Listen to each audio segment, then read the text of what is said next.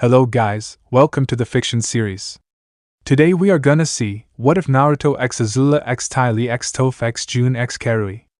The movie. Huge shout out to Jangoman1579 for this story.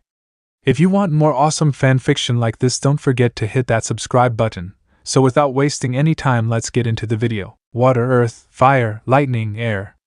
These are the 5 main elements that are associated with the energy known to all as chakra. Chakra is the combination of both spiritual and physical energy, which come from both the mind and body. Together, this energy is what the people of the world, known as shinobi, use to create what they call jutsus. In order to use a jutsu, you must use hand seals to mold the chakra in you to gain the type of jutsu you want. Depending on the type of jutsu and the amount of chakra one holds in their body determines what jutsu is used and how powerful the technique becomes. But what the people of the world, that is now known as the elemental countries, do not know was that long before their countries become what they are and long before the use of chakra in the way it is used now, there was a time different people of the world, whether civilian or warrior, had the ability to manipulate the elements in far more exceeding way. Before the time of even when the Rakuta Sannin first sealed away the Jubi, there was a time of when people could bend the very elements to fight one another. Through time, people used what was once called chi instead of chakra, which is the metaphysical energy that flows throughout the human body. Just like how chakra runs through the body throughout different points of the body, chi runs through the same system. Chi is like chakra in many ways, but only uses the aspect of your spiritual energy moving outwards from your body to your surroundings, causing the necessary reaction you seek. For those who could bend the elements, they could move mountains, create hurricanes, summon infernos, and make tsunamis. However, there was one difference between the people from back then to the people of this era, and that is that only select few people were able to command the elements, and even then people were only able to bend only one of the 4 elements. There have been a few though who have been known to be able to bend other materials besides their main element, like sand, metal, or even one's own blood. But throughout time there has been a single being who was able to bend all 4, now 5, elements. This one person was known to all as the Avatar. In the world there resides 2 planes of existence. One is the normal world where the animals and people reside, and then there is the spirit realm. The Avatar is the bridge between both of these worlds, which gives him/her the power to command all the elements. For the Avatar to keep the balance, she must travel the world to master each element. Then during their training they need to make a connection to the spirit world to have better control of their own spirit. Throughout time itself, the Avatar would make sure to keep peace and balance through the world. In order for to keep the balance of the world, the Avatar becomes reincarnated into another person. During the era when the countries were named differently, the Avatar would be reincarnated to a different country or nation to keep a cycle going. With the cycle, it made sure no one nation would hold all the power in the world. For over thousands of years peace has always been accessible, but with all things there comes a price. One Avatar by the name of Roku came from the Fire Nation. He was the most respected of the avatars that came, traveling the world from the air temples where the air nomads lived to the earth kingdom. One thing about Avatar Roku, that out of all his good qualities, he made one mistake. Roku was friends with the Fire Lord from the Fire Nation, Fire Lord Sozin. During their time, Sozin wanted to expand his influence of the Fire Nation throughout the other nations and world. Roku tried to reason with the man, but he went behind his back, began taking over the earth kingdom. Once Roku found out, he went to make a stop to all. He fought his once a long-time friend, if you called what he did a fight, but in the end he showed him mercy. If only he knew how much and how hard it would come back to bite him. Throughout the years of his life, Roku kept the peace through the world. But his time would soon come to an end. During his old age on his island home he lived on within a small village, there was a natural disaster that occurred. On the island it housed a volcano that soon erupted during the night. Roku began using all of his strength to stall the molten magma that flowed down the side about to destroy their village. He managed to save the people by buying them time to get to the rowboats. He stayed behind to try to stop the volcano from erupting. He managed to blast an exit way for the lava to flow out the other side of it and head straight for the ocean. At first it seemed he would have won and saved the island, only for another volcano on the island to erupt. All seemed lost as he was losing both time and energy from his old age. But what seemed like a dire time, his old friend Sozin, in an act of what was most like redemption, came to the island on his dragon and assisted Roku in stopping the volcano. They worked in sync together, stopping it and saving the island. It all seemed well, but soon they had to leave because of the toxic gas that started springing up through the cracks of the volcano. Roku was the unluckiest of them both. As they ran, he was consumed in the gas. Becoming even weaker than what he was from before he started this, he turned to his old friend for help. But Sozin decided to leave him there, knowing without him his plan for world domination would be in his grasp. He left him there, riding off on his dragon to further begin his conquest, while Roku lay to his death with only his personal dragon that came to him when the smog consumed them both. With Roku dead, the cycle begun anew with the new avatar that was known as Aang. Aang was a young avatar during his time, but out of fear of not wanting to be the avatar, he left the air temple from where he resided and ended up in a frozen stasis for over 100 years. When he awakened, he soon began his crazy adventure with his friends, Katara and Sokka, where they traveled the world to put a stop to the never-ending war the Fire Nation began. Through his journey, he gained allies and more friends. Those same friends became his teacher to learn how to bend the other elements, so he could be strong enough to face the Fire Lord. In his travels, he encountered bandits, pirates, other benders, even the prince and princess of the Fire Lord Ozai, themselves. But what happened with the both of them turned into different situations that shaped out the future for them both, with Prince Zuko becoming a friend of Aang and his firebender teacher, and Princess Azula one of his most powerful enemies. During Aang's time as the Avatar, he and his friend came up with a plan to fight the Fire Lord on the day of Sozin's comet, named after Fire Lord Sozin after the comet had arrived, and he used the power granted from it to wipe out the air nomads. During the comet, Fire Lord Ozai had planned to use the same power it granted to his grandfather to use it to burn the Earth Kingdom and build on top of its ashes. He planned on using airships that were invented to help the Fire Nation. With these airships, he flew across the Earth Kingdom and he began to set the land ablaze. Before he could get any further, though, Aang arrived on scene and destroyed the airship he was on. Ozai saved himself by using his fire bending to fly off and on to the rocky area they were in. Soon their fight began for the fate of the world. While they fought, Aang's other friends began to take care of the other airships, and Prince Zuko went to the Fire Nation Palace and fought his sister for the throne in a battle known to all firebenders as Ignikai. I don't know if that is how you spell it. This is a duel between two firebenders to see which one of them is the better fighter. The two fought to be crowned as the next Fire Lord, one to save the world with the Avatar and the other to follow in her father's footsteps. In the end, Zuko sacrificed himself to save Katara when she was in the area, and Azula shot lightning at her with Zuko jumping in front of it to save her. With him down, Katara was the only one in the area left to fight her. Katara managed to stop her by tricking her to get close, and with her waterbending she froze them both and then manipulated the water around in the ice to allow her to bind Azula to a grate with some chains she found. With Azula defeated, Katara went back to Zuko and began to heal him with waterbending. During this time, Aang had been cornered by Ozai. But when it all seemed lost for the young Avatar and was able to access one of the most powerful forms in the world, the Avatar state.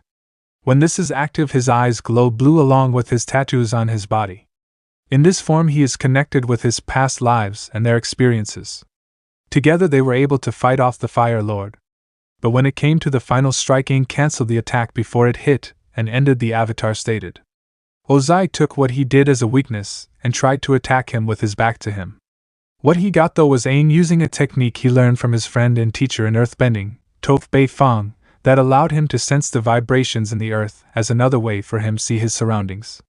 He stopped Ozai by entrapping his arms in earth, then he began the process of an ancient art known as energy bending that he learned from a giant lion turtle.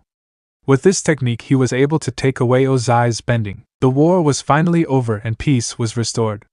Aang was able to save the rest of the world and restore order back to areas that were taken over by the Fire Nation. Now peace restored, Aang began his life as the guardian of the world by traveling and protecting everyone he could. During the remaining of his travels and mastering the elements, he came up with the idea to write books on bending the elements. That way, when the new Avatar arrived, they would have an easier time in mastering each element. Later, he and his friend founded a new city to bring everyone together to know equality. Through the years that went by, not much happened, with only a few incidents happening here and there. But when the time came for Aang to move on to the afterlife and let his reincarnation to protect worlds, something happened. When he died, he actually did it peacefully, but what he did aspect to happen be that his spirit to stay in the world. His spirit would not leave the world, and because of this weird phenomena, the next Avatar was never born. Because of this, the world soon started to fall back into chaos. Aang was unable to help the people because his spirit form became weaker as time went by till he was only able to use his energy to save only a few people in a way that made it seem like ghosts were watching over them. Kind of ironic when you think about it. As time passed, Aang began to wander the world not knowing of why he was still here. Why couldn't he pass on to be with his friends? His family? Sadly, no one was able to answer these questions for him. Aang soon mastered all 5 elements, and was even able to contact some of the past avatars when he needed help and was able to write down their adventures as well as his own. But even after all this time, he was still stuck as a spirit unable to move on. With that, he decided that he would try to help the people of the world as best he could. So as the years passed on, Aang would pop up through the world using his skill and energy bending to allow him to speak for only a few moments to people around him. With this, he was able to solve problems people had with their countries and save lives. He watched as the world around him that he once knew change. People soon started to lose the ability to bend the elements as they see. Without the avatar in the world and him to keep the balance between the realms, the energy used to bend the elements began to die down throughout the generations. Without the ability to bend, people moved on to find another way to things. They invented, they built, and they destroyed. Soon the people started to not trust each other, and then war broke out. Then when that one ended, another broke out, and then another and another. The world was in war with each other, trying to survive by taking away things from others. The world was thrown into a whole new type of chaos. Everywhere people would die, and the only way to survive were people to band together and fight off the opposing sides. The people of the world began to spread out from the nations they once knew and began finding new land around them. There was once a time that peace was brought out, but it only lasted for so long till another war broke out. Because of this, the gods of the world known as Kami, goddess of heaven, life, and light, Shinigami, goddess of hell, death, and darkness, and Tozi, goddess of nature, decided they had enough, and in attempt to stop the constant wars they sent a spirit that was embedded with energy from nature. They called this great spirit that had 10 tails, the Jubi. Jubi was a gentle creature at first that used its power to stop armies from destroying each other and the country. But as all things that are good, something bad comes from it. Several people have attempted to take the power that the Jubi possess, and each time they all failed. Soon the spirit began to get restless with each attempt, making it angrier at them all. After one final attempt by a pack of people that tried to kill the spirit, it decided it has had enough and began going on a rampage. The Jubi destroyed everything in its path. Nothing was able to stop it. The goddess saw the destruction of what the spirit was doing and tried to come up with a plan to calm it down. Kami was able to find the spirit of Aang, who had secluded himself in a mountainous area. She asked for him to help them stop the beast since he was still the avatar and dealt with spirits before. However, he told her that because of his current condition that he only had enough energy in his form to live, let alone fight for survival of the world. But he was not without his wisdom, and he told her along with her sisters that there was man who he sensed had very strong energy signature that he hasn't felt in a while. He showed them to this man, and the goddess asked upon him to help them by stopping Jubi from destroying everything. The man agreed, and upon the agreement Kami, Shinigami, and Tozi blessed him power from the surrounding area to fuse with his energy. Thus the birth of a new energy to be used that they called chakra. The energy was so powerful that it mutated his genes and changed his eyes and revealed a third one, his forehead. With this power they named him the Rakuta Sennin and sent him off to fight the Jubi. The battle was fierce and it lasted for several days. By the end of it all, the Rakuta Sennin was to use his power and sealed the Jubi away inside his body. Peace was restored to the lands of the newly named elemental nations, or countries, whichever one it is.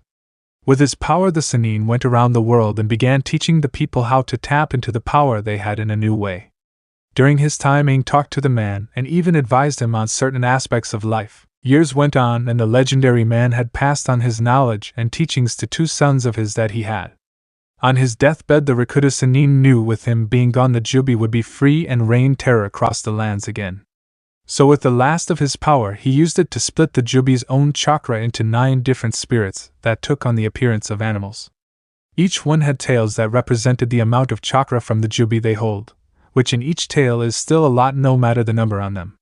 The first one was the 1-tailed Tanuki, Shikaku the Ichibi, the 2-tailed demon cat, Matatabi the Nibi, the 3-tailed demon turtle, Isoba the Sanbai, the four-tailed demon ape, Son Goku the Yambi, the five-tailed demon whale horse, Kaku the Gobi, the six-tailed demon slug, Saiken the Rokubi, the seven-tailed demon rhino beetle, Chome the Shichibi, the eight-tailed demon ox cephalopod, Gyuki the Hachibi, and the Kurama the Kyubi, also known as Kyubi no Yuko, or Kitsune, since that seems to be what everyone puts it as, or Yuko. After separating the beast, the Rikuti used the rest of whatever energy he had left and sealed the Jubi's body into the moon.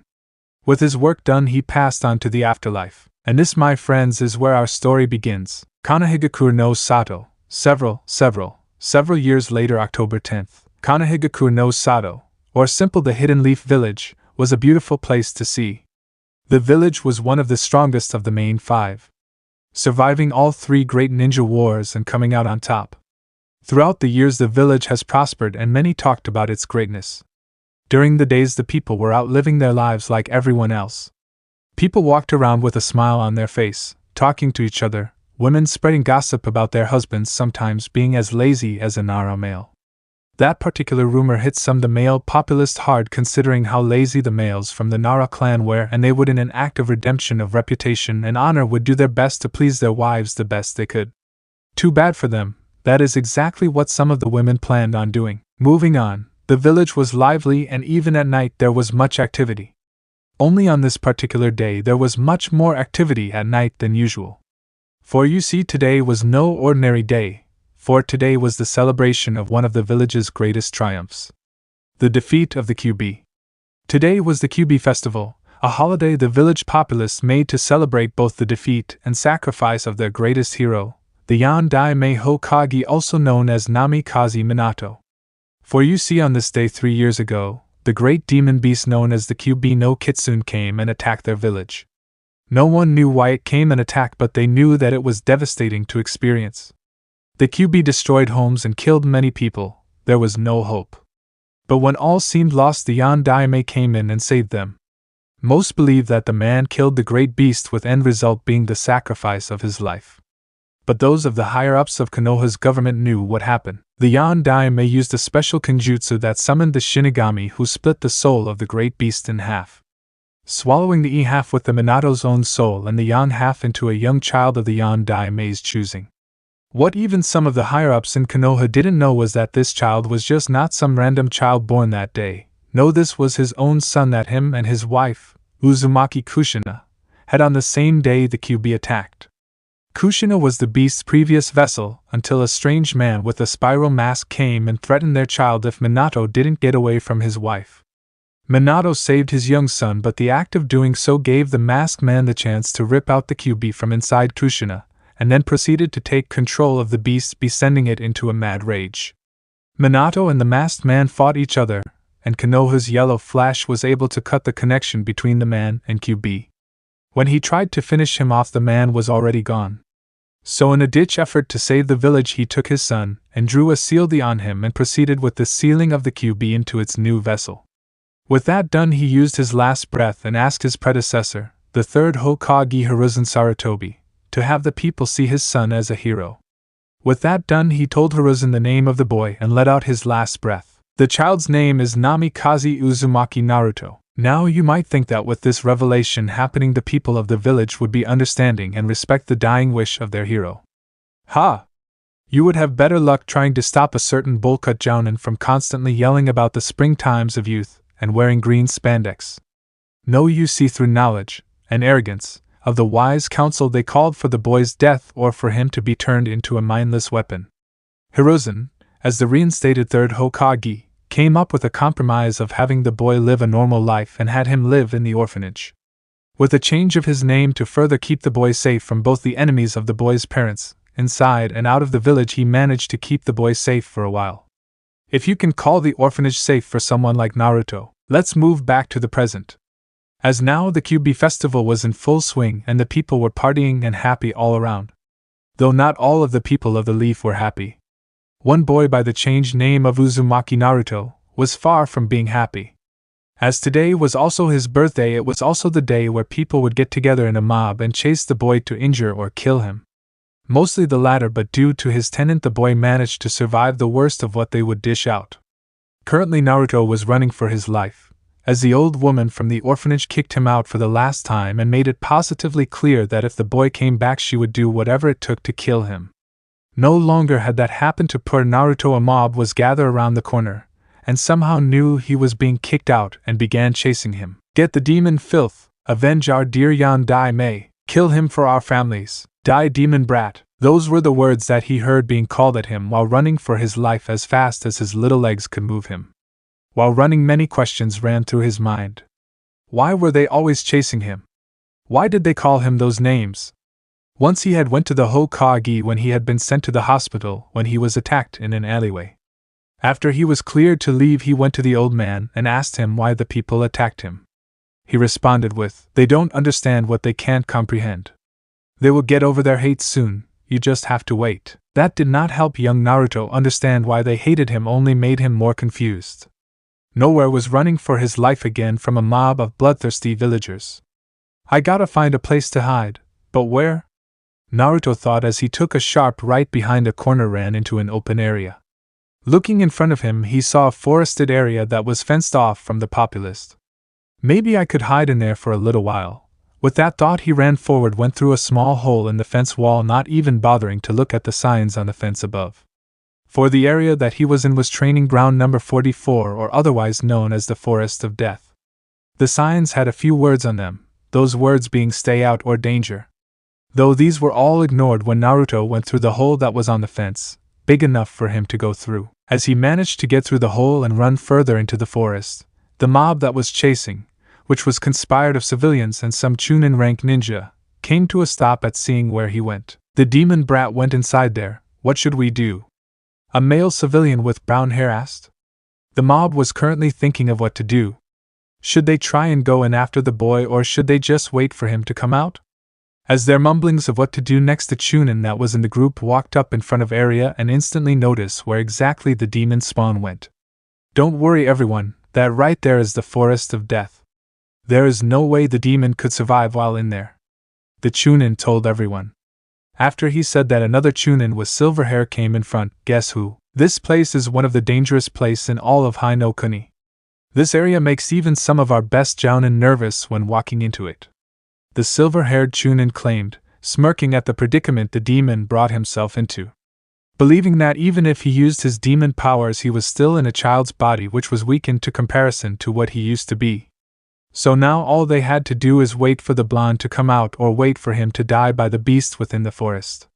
Either way, it was a win-win situation for them. So with that, the mob decided to disperse from the area before any ANBU decided to actually do their job and protect the boy. Forest of Death with Naruto. Naruto was currently still running through the forest he hid in to get away from the mob. While running, he managed to trip on a root of a tree and fell over onto his face. Grunting from the minor pain of hitting his head on the ground and rubbing the dirt off of him, he got up and stood in the middle of a small clearing with a large trees surrounding him. Steadily gaining his breath back from running all over the place and getting away from the mob, Naruto decided to rest himself. So he walks up to a nearby tree and leans on it to gain some rest. Unknown to him, while he was doing this, a figure who seemed to glow slightly appeared and saw the boy sleeping soundly up against the tree. The figure was wearing a robe that gave him the look of a monk with colors ranging from brown, orange, and saffron yellow. Though these colors were barely noticeable considering he was a spirit, and he had a faint bluish glow to him. Over the robes he wore a cloak, and around his neck was a wooden necklace with beads hanging from his neck. Also there were 3 wind spirals around, forming a type of circle. Any shoes he might have worn were unnoticeable due to his robe and long cloak around his body. The man was also bald with an arrow tattoo on top of his head that seemed to spread down his spine and branch off to his hands and feet, though the latter was not possible to see. Other form of hair on the man was his goatee. This man before the sleeping blonde was none other than Aang, the last Airbender and last avatar of his time. This boy is special. I can feel the amount of energy he has in him. He truly must have great potential, Aang thought to himself. Deciding to find out more about the boy, he placed his hand on top of his and entered his mind. This technique he picked up from all his time from being a wandering spirit, and his many trips back to the spirit world to speak with the spirits and other avatars that showed up there from time to time. Naruto's mindscape. Within Naruto's mindscape, one would not believe it was that of a child's mind, considering that the place was giant sewer. almost completely dark with there being no roof, just eternal darkness above. Aang was greatly displeased at the sight of this. This was not something he expected to see within the mind of the blonde boy.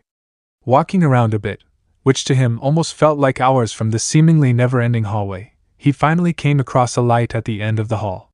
Walking to it, he found a room that had much more light in it than the rest of this place. What surprised him when he entered the room, though, was the presence of a cage, and this was no ordinary cage either. This thing was huge. He believed it could almost match the size of the walls of Ba Sing Se, or Ba Sing Se, however you spell it. He stopped his walking when he heard a growl coming from the cage. From the cage he spotted a red eye open up to look at him, and growl more, signifying that the beast within it was huge. "Who are you? And what business do you have with being in the mind of my vessel?"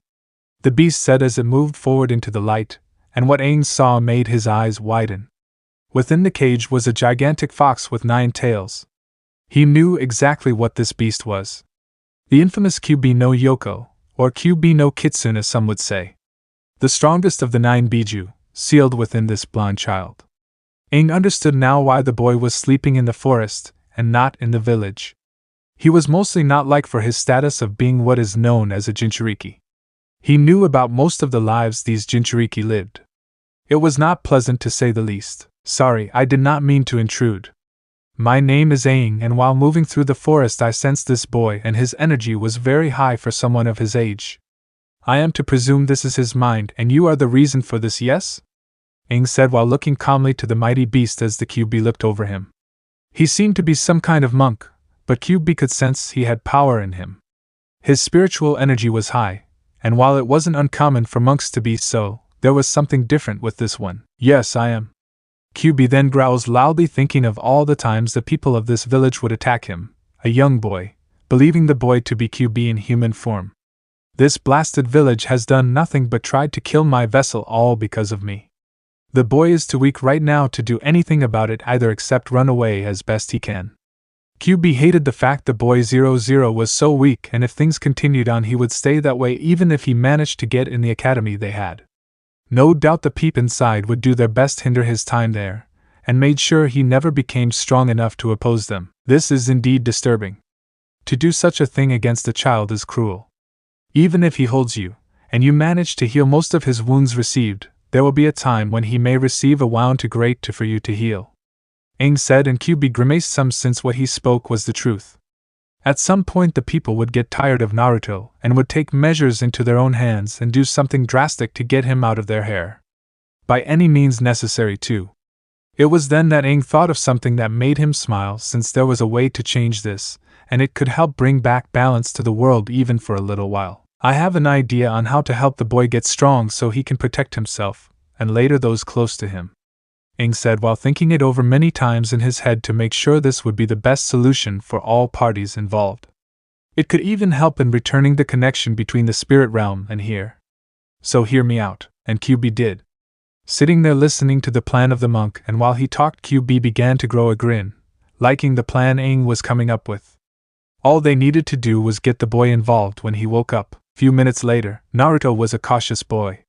It paid off due to all the attempts someone has tried to poison his food, try to beat him, or even straight up kill him. So it was no surprise that he was really beginning to freak out when he woke up inside a sewer-like place. He didn't know how he got there, since the last thing he remembered was entering into a forest and falling asleep against a tree. "Where am I?" he asked no one in particular, since no one was around to answer him. He began walking down the hall, trying to see if he can find some kind of exit out of this place. Naruto wasn't sure how long he had been walking, only that it felt like it had been hours since he had started to.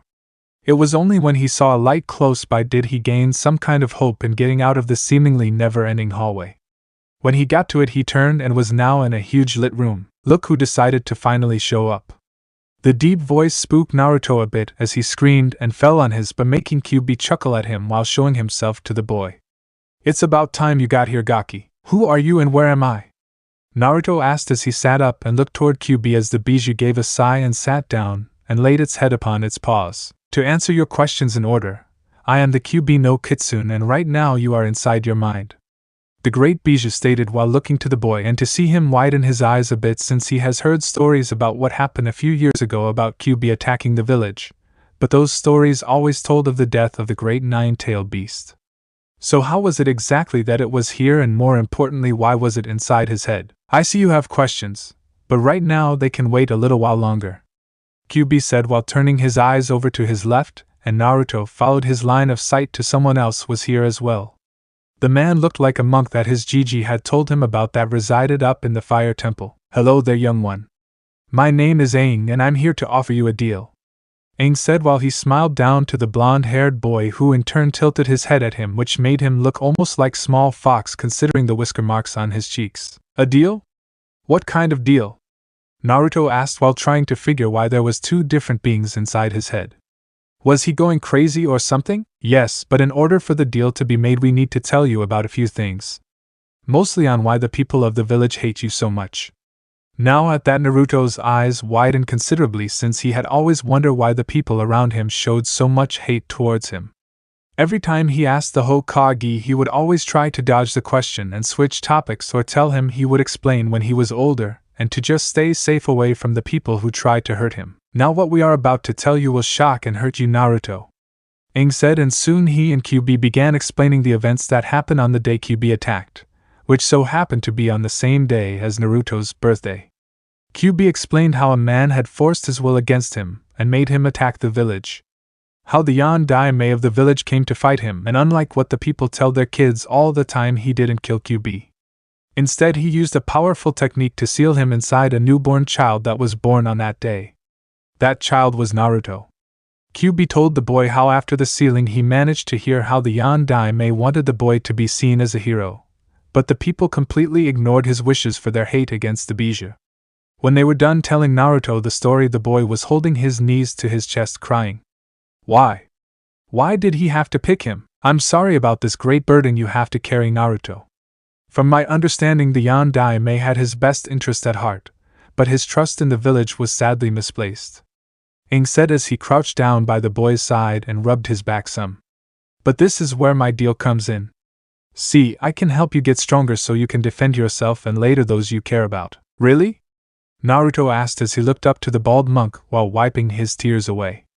Aang nodded and smiled down to the boy as he knew the potential for great things to come from this boy would worth it to do what he is about to do. Yes, now tell me. What do you know about the elements? At this, the boy raised a brow while thinking to himself.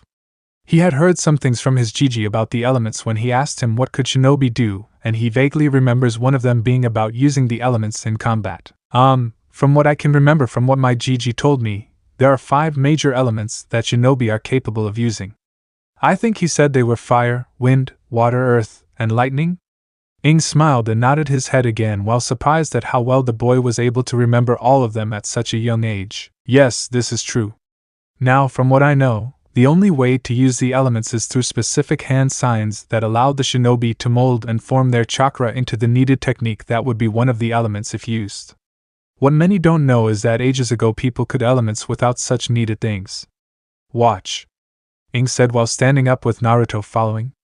Aang moved his hand around him at the ankle water around them, and Naruto watched in slight amazement when the water from the ground flowed up and followed his hand movements. Even QB was surprised at such skill since no one could bend the elements so naturally like he did. Whoa!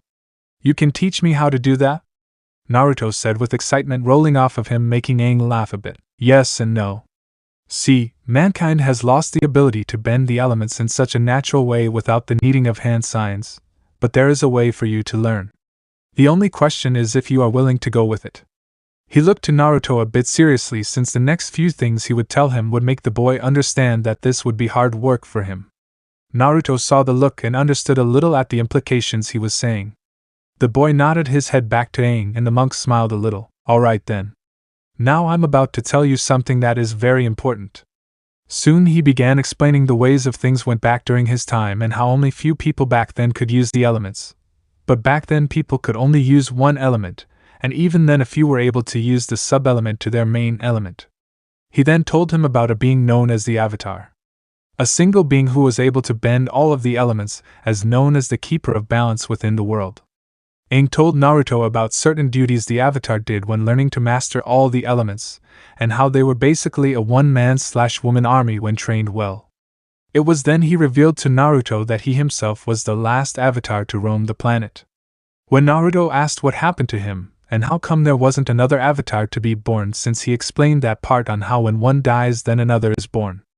Aang told him how after his death he somehow remained as a spirit that couldn't cross over for some reason, and because of this weird anomaly the world soon spinned into chaos. So wait, what's this deal you wanted to make with me?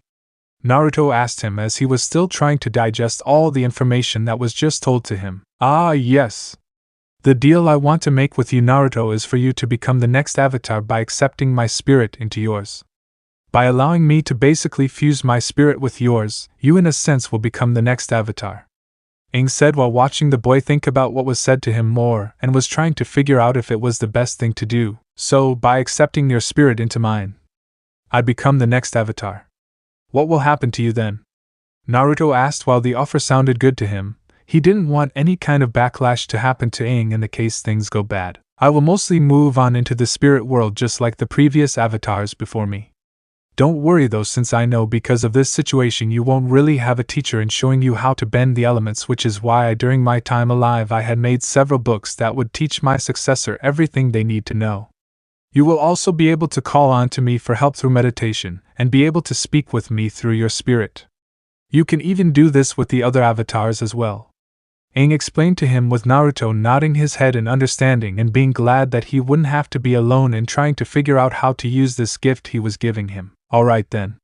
I think I'm ready to accept, Naruto said while he walked up to Aang with a small determined look on his face. He would use this opportunity to get stronger and protect the few he considered to be family to him. Alright then, Naruto. I hope you're ready. You will have many challenges to face in the future after this. You must be ready for them, Aang said as he stood in front of him and placed his hand to his head and on his chest.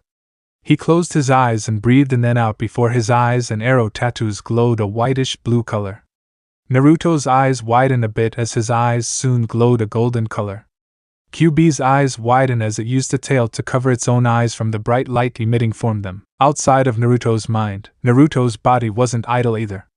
His eyes opened up and they were glowing the same golden color, and brightly too. His body floated up as a dome of wind surrounded him. The earth beneath him broke apart, and chunks of it came up before crushing onto itself to become smaller rocks before floating around him as a ring.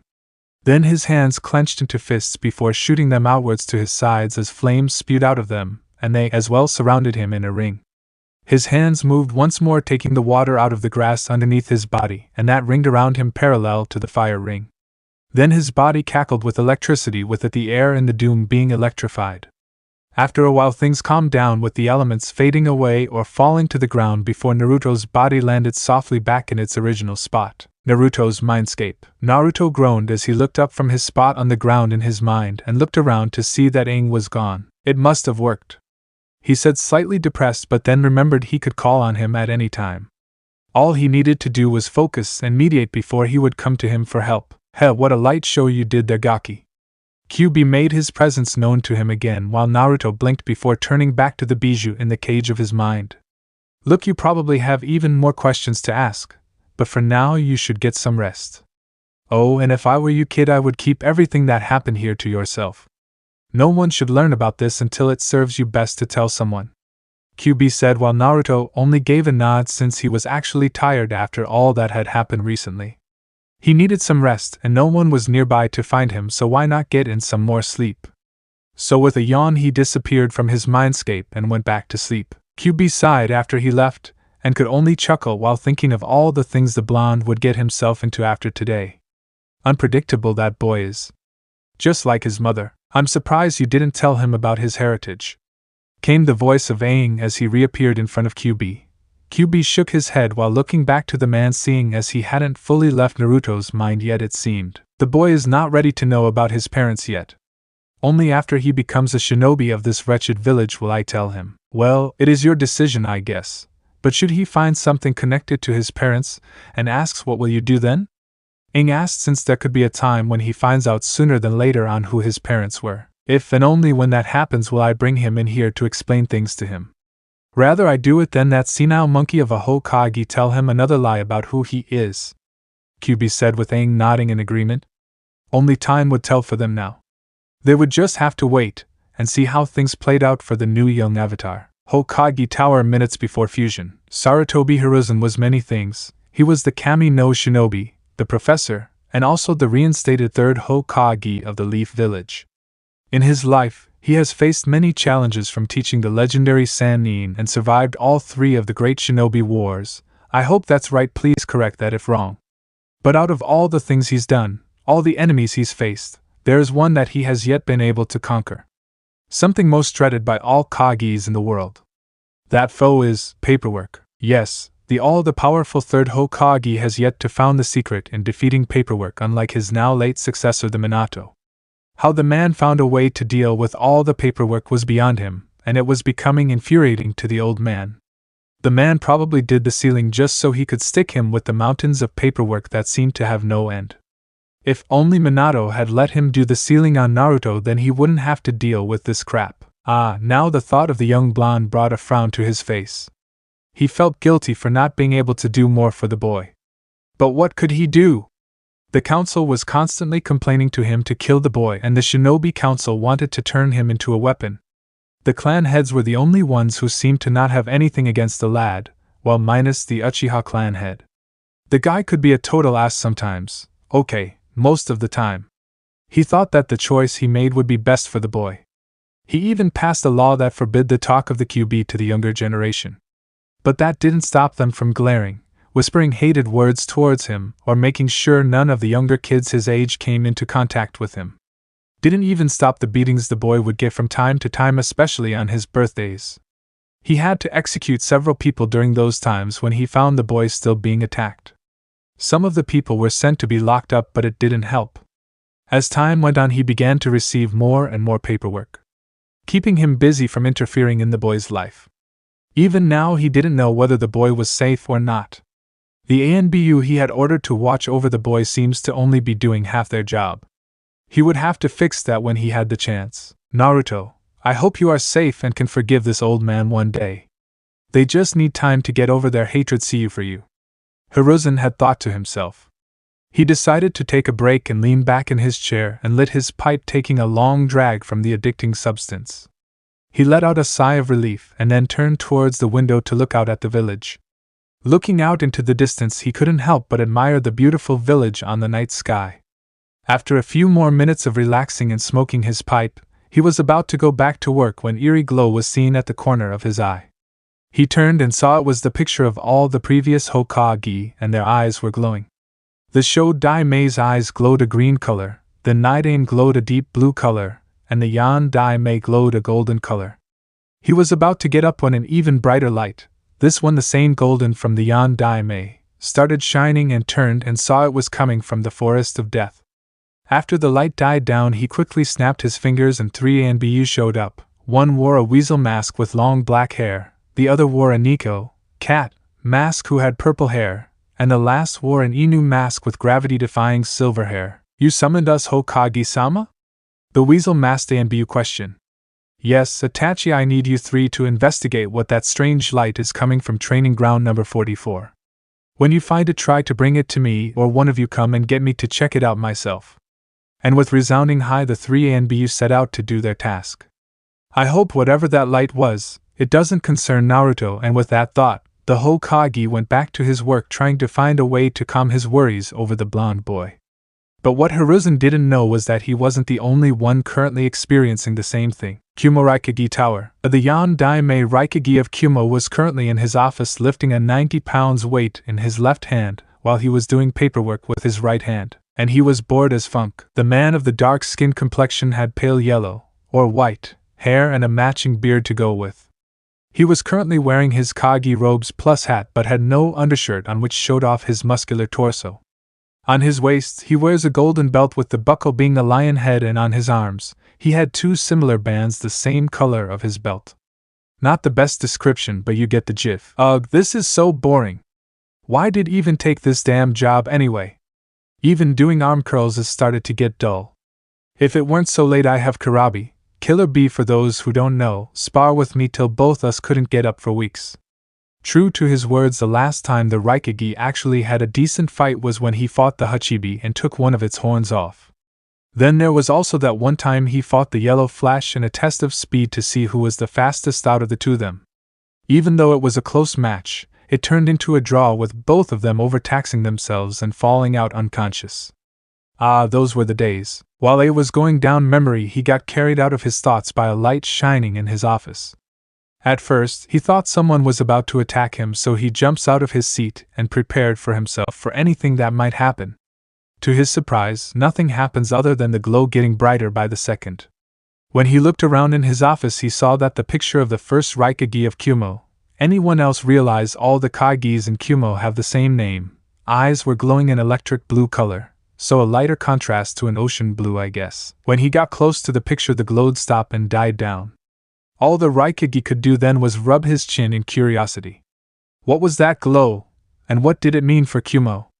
For all he knows, it could be a sign of a bad omen to come. Though that would be far-fetched and impossible, right? Right. Whatever that light meant, he'll have to keep an eye out for any suspicious activities in the upcoming years. So with that, he headed back to behind his desk to finish the paperwork. Though somehow when he turns to go back to his seat, the paperwork seems to double during the whole glowing eyes incident.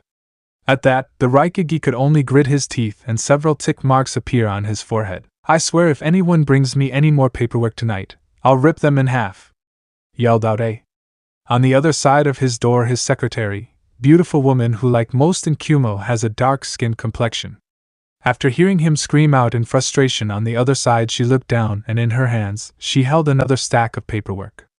Not wanting to face the Raikage's wrath, she placed down the papers on her desk and quickly grabbed her belongings and left the tower.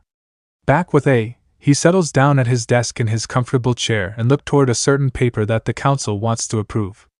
The paper was a mission for them to send an ambassador to Konoha to have a peace treaty signed and secretly have him sneak into the Huga clan home and kidnapped one young Huga from the main family, preferably the clan heiress. A could only sigh at this.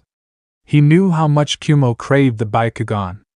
Ever since the Sandaime Raikage during the war saw what one of those ninjas with it could do, he's been fascinated by it. Many times they tried to find a way to capture a Huga or just steal their eyes for study, but due to the caged bird seal on the branch members' heads, it has become most difficult. He would have to speak with the council nicely about this.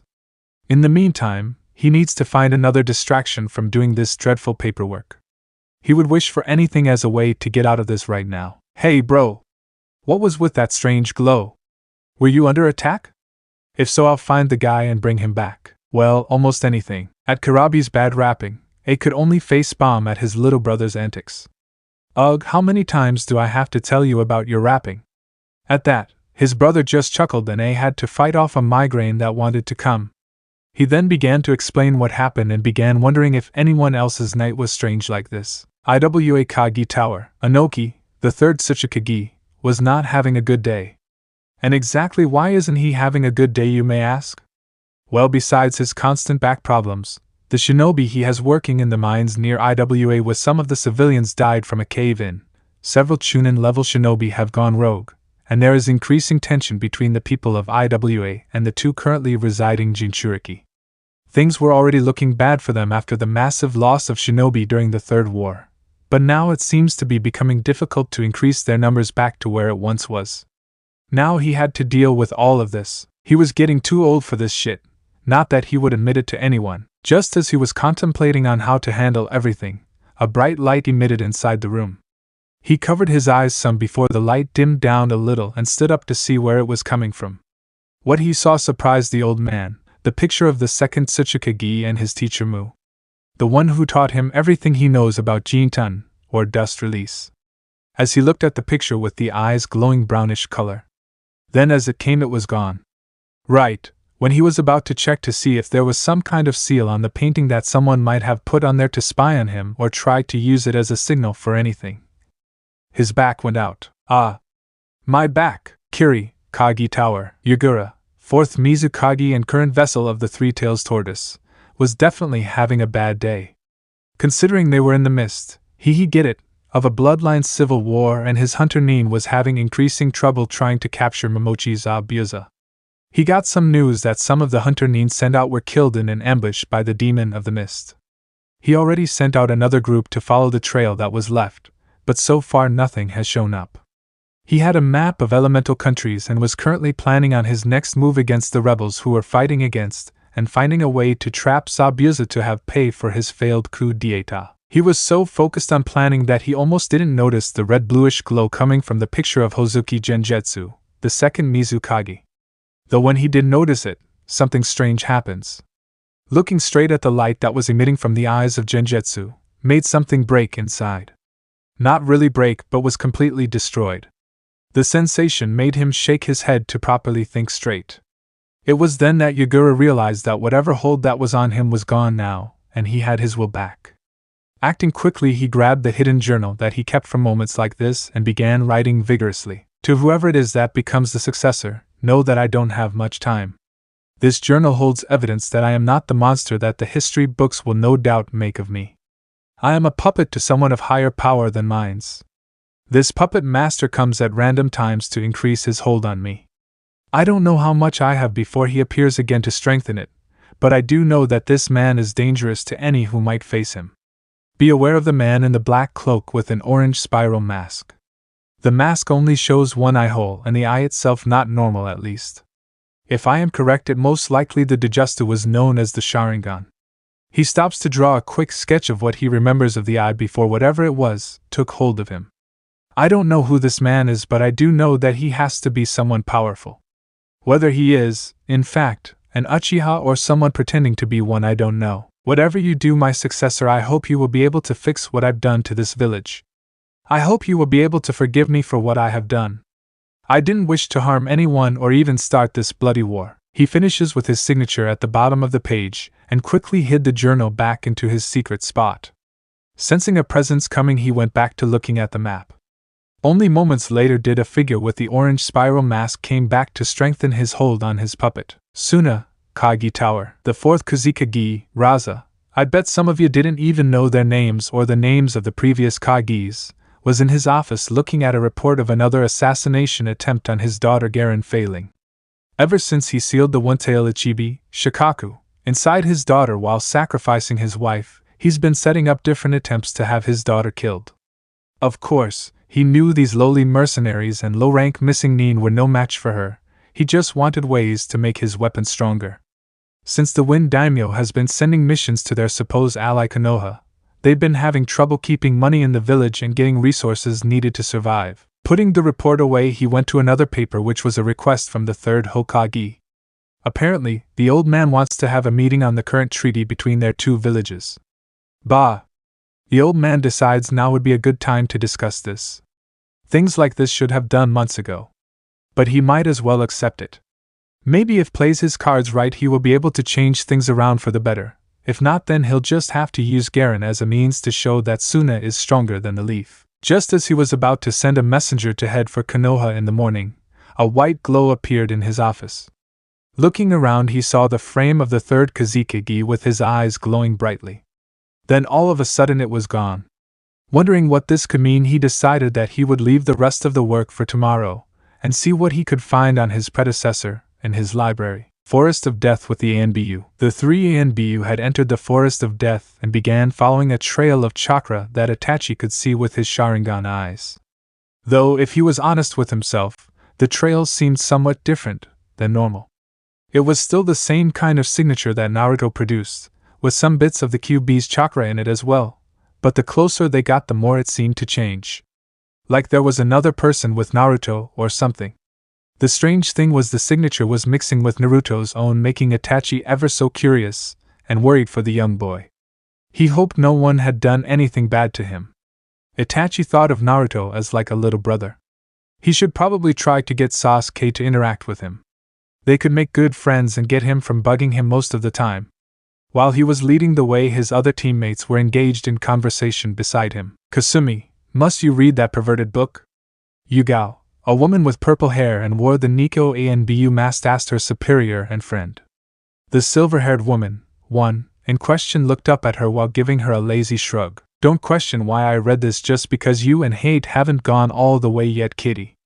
She responded with a smirk on her masked face while Yuga herself was happy her own mask was on to hide the blush that crept up her cheeks. That has nothing to do with this.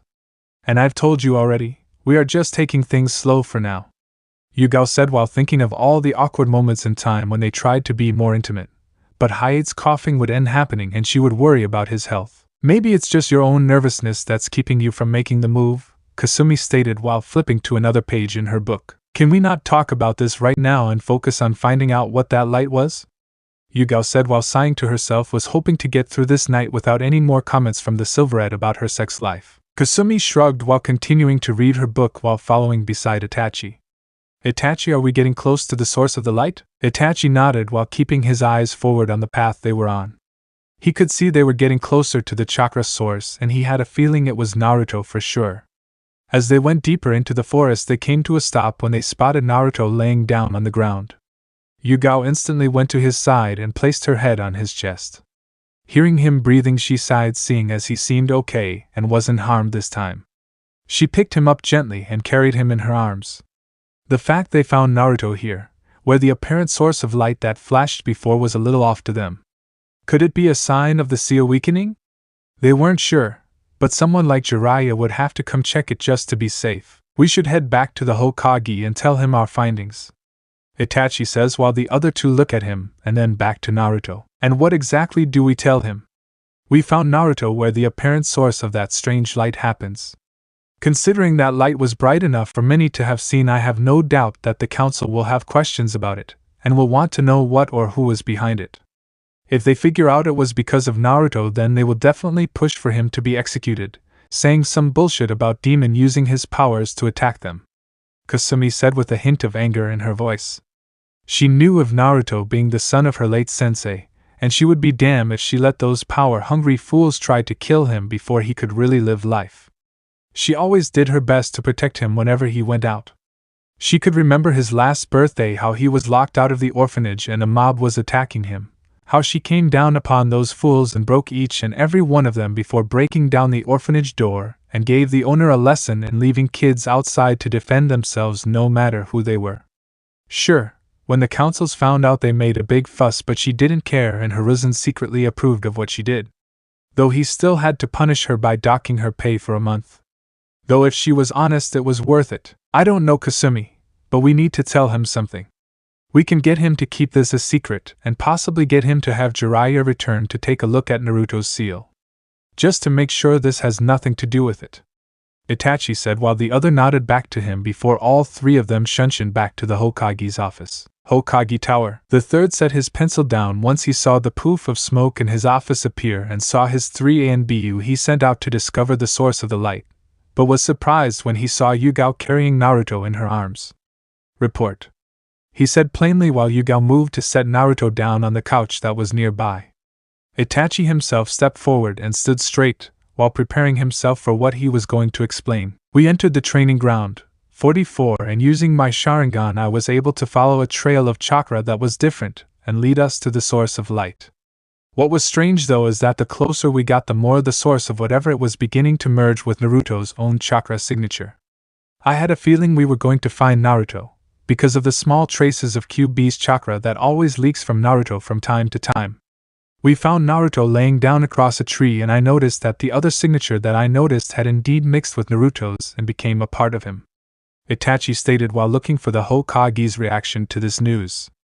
Hiruzen took a drag from his pipe and let out the smoke with a sigh. Do you think the source of the light has anything to do with Naruto or possible the seal becoming loose? He asked the Uchiha prodigy while Itachi himself hummed while thinking about this situation. It could be possible that it was Naruto that caused the light show, but I'm not sure if it has anything to do with the seal or the QB trying to get free. I would suggest that perhaps you should have Master Jiraiya check on the seal, Itachi said while Hiruzen hummed in thought and closed his eyes while taking another puff of his pipe. I'm afraid that won't be possible for right now since Jiraiya is still out handling his spy network for us. I'll try to get in contact with him and see if I can convince to come by earlier than he normally does to check on Naruto at some time. Before then we shall keep this as a secret, and no one is to know about this until we are able to learn more about what this has to do with Naruto. You are dismissed. The three ANBU nodded their heads and gave a resounding hi before leaving the room. Hiruzen himself got up from his seat and activated a seal on the wall by the hanging photos of the previous Hokages, with the wall opening up into a secret room he had. He went and picked Naruto up and set him down on the bed in there before tucking him in. He sighed, knowing that if the councils found out about what happened tonight, they would be asking many questions that he didn't feel like answering at any time. For now, though, they would have to hold their tongues in asking, since even if they did ask, he wouldn't have an answer for them. Of course someone, most likely Danzo, would say something about the seal weakening and try to take Naruto away so he could handle him. The old man let out a puff of smoke and shook his head. He would be damned to an eternity of hell before he let Danzo get his hands on Minato's legacy. I know I've made plenty of mistakes in my life when dealing with you, Naruto, but I'm doing best. Without Jiraiya or Tsunade here to help, I'm on my own in trying to take of you. Even dear Kasumi can't take care of you no matter how much she wants to. Hiruzen thought to himself before sighing and decided to finish up his paperwork. The next morning came somewhat quickly for young Naruto. He groaned as the sun's rays shined down upon him through the window. He grabbed the pillow next to him and covered his face to block out the sun so he may try to fall back asleep. Of course, realizing he had a pillow is what actually made him not fall back to sleep. He opened his eyes and sat up to look at his surroundings. He was in a strange room in a bed that he knew wasn't his. The last thing he remembered was falling asleep in the forest after talking with the fox and Aang. Now he was here in a comfy bed nowhere near the forest. Was it all a dream? Was everything that had happened the other night just something his mind came up with to combat the usual nightmares he had? It was no dream, boy. Naruto yelped before losing his balance, and slipped out of the bed, hitting his head on the ground. He groaned while rubbing his head. Kyuubi? Who else would be in here, the Shinigami? The mighty beast asked rhetorically while they both heard a chuckle in Naruto's head. Don't forget about me. This time the voice came from Aang, who was still inside Naruto despite everything that happened the other night.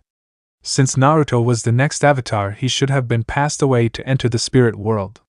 Why he was still here being a mystery in itself. Aang? You're here too? I thought you would be gone after we merged. A curious Naruto said while getting up from the ground and hopped back up on the bed. He sat down comfortably while looking around in the room, seeing that there wasn't much here. As did I. It seems that something may be keeping me here instead of passing away like I summarized. I'm not sure what though, Aang said while thinking to himself a bit. He thought, and hoped, that when he and Naruto's soul merged and he became the new avatar, that he would finally be able to pass on and reconnect with his friends and family. I think I know what's the problem, Kyuubi said, gaining both of their attention as Naruto appeared within his mind in front of the two. Aang is most likely still here because of the nature of the seal used to place me here. You should know that when you're in here, time moves differently and slowly. The seal is meant to slowly siphon my chakra and recycle it into your own reserves as to make it so my chakra doesn't harm you in the long run. The great chakra beast explained while Aang seemed to hum before nodding, accepting the explanation. I guess that makes sense. Well, this actually works for you then. Until I am finally absorbed all the way into you, I can act as a guide and help you in your avatar training, Aang said to Naruto, making the young blonde smile and cheer in excitement. Aang chuckled a bit watching Naruto. He was a ball of energy like how he was back during his young days. Great. So, when can we start? An eager Naruto asked while standing up straight from his down position in the ankle-high water that was in his mind. Well, first you need to find my books. Your books? Yes. During my time being alive, I created several books that I always carried with me that held the information about bending the 5 elements to help the next avatar.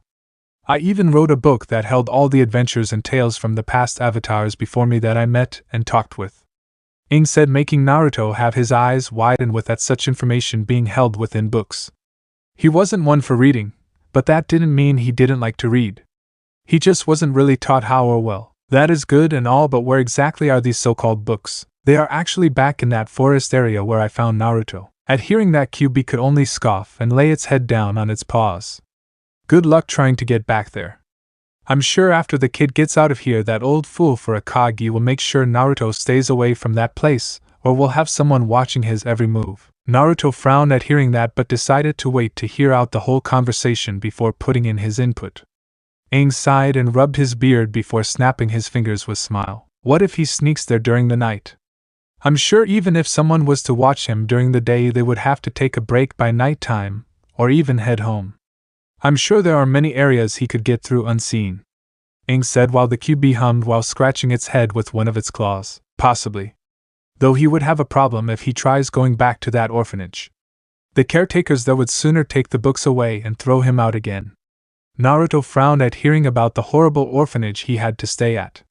He would get back at that old lady for tossing him out on the other night, and letting those villagers chase him. All he needed was some glue, feathers, eggs, some sewage, and perhaps a dozen toothpicks. Yes, he could see it now. What if he asked the Hokage about getting a place to stay for himself? From what I've seen from his memories, he can properly take care of himself pretty well already. Aang asked while Naruto seemed to perk up at that. That would be nice. I could actually sleep in a real bed instead of on the floor. I'm sure I can convince Gigi to get me a place, Naruto said with Aang nodding his head in agreement. No child should have to sleep anyone during the night except for a comfy bed. Even though for most of his childhood he was traveling around with his friends, and they didn't always sleep in beds. They had apithos, so it wasn't all bad. The big air bison made for a comfy pillow at times.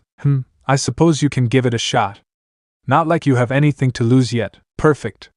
Then we have a game plan, Aang said with Naruto cheering to the side while QB just scoffed a little while hiding a small smile. Alright. Enough with the cheering. Get out of here so I can get some sleep, QB said while blowing at Naruto, making him exit his mind. Outside, Naruto shook his head and smiled a little before getting off of the bed he had awakened on. He needed to find a way out of this room and, from the loud growl of his stomach, get some food. Possible some ramen from Ichiraku's. Looking around the room, he scratched his head since he couldn't find a door that led out of there before he turned around when hearing movement.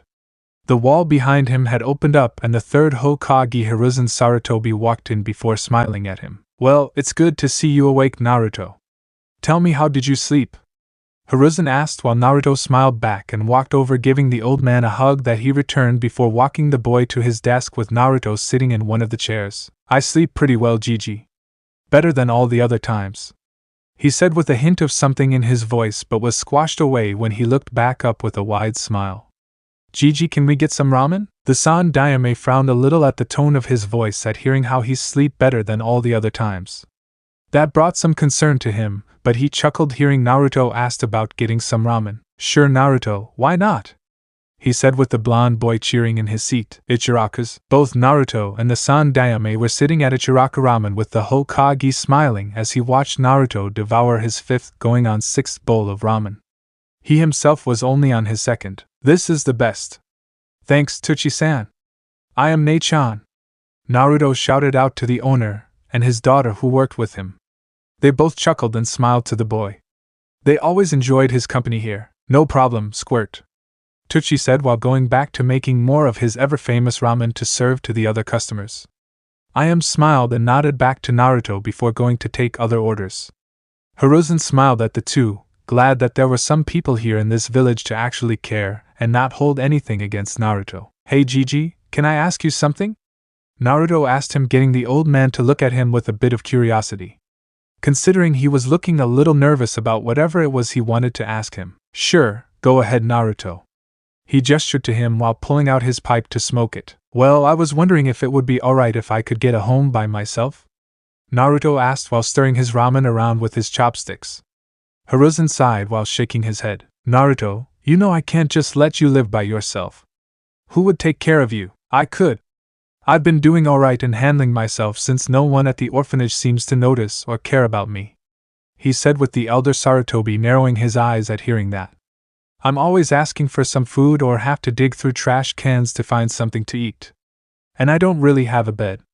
Just a ripped cover to use while on the floor. I see, Hiruzen said while planning on making a surprise visit to that place and have a talk with the head caretaker about taking care of all the children equally.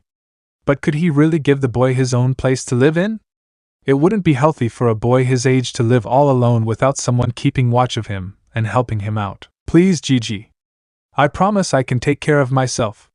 Hiruzen heard Naruto speak and turned to see he was staring up at him with wide, sparkling blue eyes. He couldn't hold the sweat drop that came at the back of his head. There was no way he could resist a face like that from him. So, sighing, he relented and patted Naruto on the head. Alright, Naruto, I'll see what I can do. But I'm going to have some of best shinobi watch over you and provide some healthy food for you. You can't survive on ramen all your life. He chuckled with Naruto laughing himself and smiled before going back to eating his ramen. Sarutobi chuckled more while watching the boy going back to consuming the starch-filled food. Honestly, where was he storing it all? Naruto's apartment. Whoa! Came the voice of an excited blonde child as he ran in the apartment building and went up the stairs before running into one open door that held a medium one-bedroom style apartment. The San Daime was right behind Naruto and was chuckling at the boy's excitement. While the place he found wasn't all that fancy, considering some parts of this place was run down, it was the best he could do for the lad. The apartment itself was in tip-top shape though, mostly thanks to the landlord probably, and would be efficient for the young blonde. So, how do you like it, Naruto? I like it a lot, Gigi, thanks. The excited blonde yelled out before tackling the man into a hug with him chuckling and hugging the boy back. Turning his head at the sound of footsteps, Hiruzen smiled at the new occupant of the room. Ah, seems your new caretaker has arrived, Naruto. The boy raised an eyebrow at that before looking past the old man and smiled at seeing who it was. Itachi and I-san. The raven-haired ANBU gave a small smile towards the blue-eyed blonde as he came and hugged him. Good to see you as well, Naruto. You seem to have a nice place here and all by yourself too. He smiled down at the boy while ruffling his hair a bit with Naruto pouting at the gesture. The third walked up to the two and gained their attention with a stack of Ryo that he gave to Naruto. This will be part of your monthly stipend. Until you join the academy and become a genin, you won't have a way of making money easily. The Hokage spoke with Naruto nodding his head in understanding while taking the bills before putting it away in his gamachan. Looking up to Itachi, the third smiled and nodded to him before leaving the two to be. Itachi looked down to Naruto and saw the boy was moving around the apartment. Alright, Naruto. I'll be back to get some food to fill your fridge with. Itachi said with Naruto nodding back to him before deciding to get better acquainted with his new home. Forest of Death, night. The day had gone by and now Naruto finally was able to get away from his apartment and pass detection from those who were assigned to watch him. He made it back to the forest that he ran into the other night and followed the directions of the past avatar that resided in his head for the time being. Moving past foliage and bushes of the like, he made it to a clearing with nothing there. He was about to question if he made a wrong turn until the voice of Aang spoke in his mind. This is the area, Naruto. All you need to do is walk to that tree with the 3 swirls. Aang said. Naruto listened to what he said and made his way to a tree that was probably the biggest in the clearing before seeing the carved swirls in it. They looked like swirls of wind to him. Now place your hand to the tree. This will be your first lesson in what I will teach you before I end up leaving your mind. Aang said while Naruto followed his instructions, once more placing his hand onto the tree. He felt the engravings of the tree and felt how smooth they were. Now close your eyes and feel for the wind. Afterwards embrace it and let it flow with your body before commanding and pushing the wind into the symbol on the tree. Naruto followed his instructions and closed his eyes. He could feel the wind blowing in the air and around his body. He tried reaching out for it, but it was difficult for a while. His face was scrunched up in concentration. As much as he tried, he couldn't get control over the wind. It felt like he could touch the wind and pull it, but it wouldn't come to his command. It's not working. Don't worry, Naruto. It takes time. Do as I say. Breathe in and breathe out. Think about what the wind feels like to you. Naruto nodded before closing his eyes and taking deep breaths of air before letting out.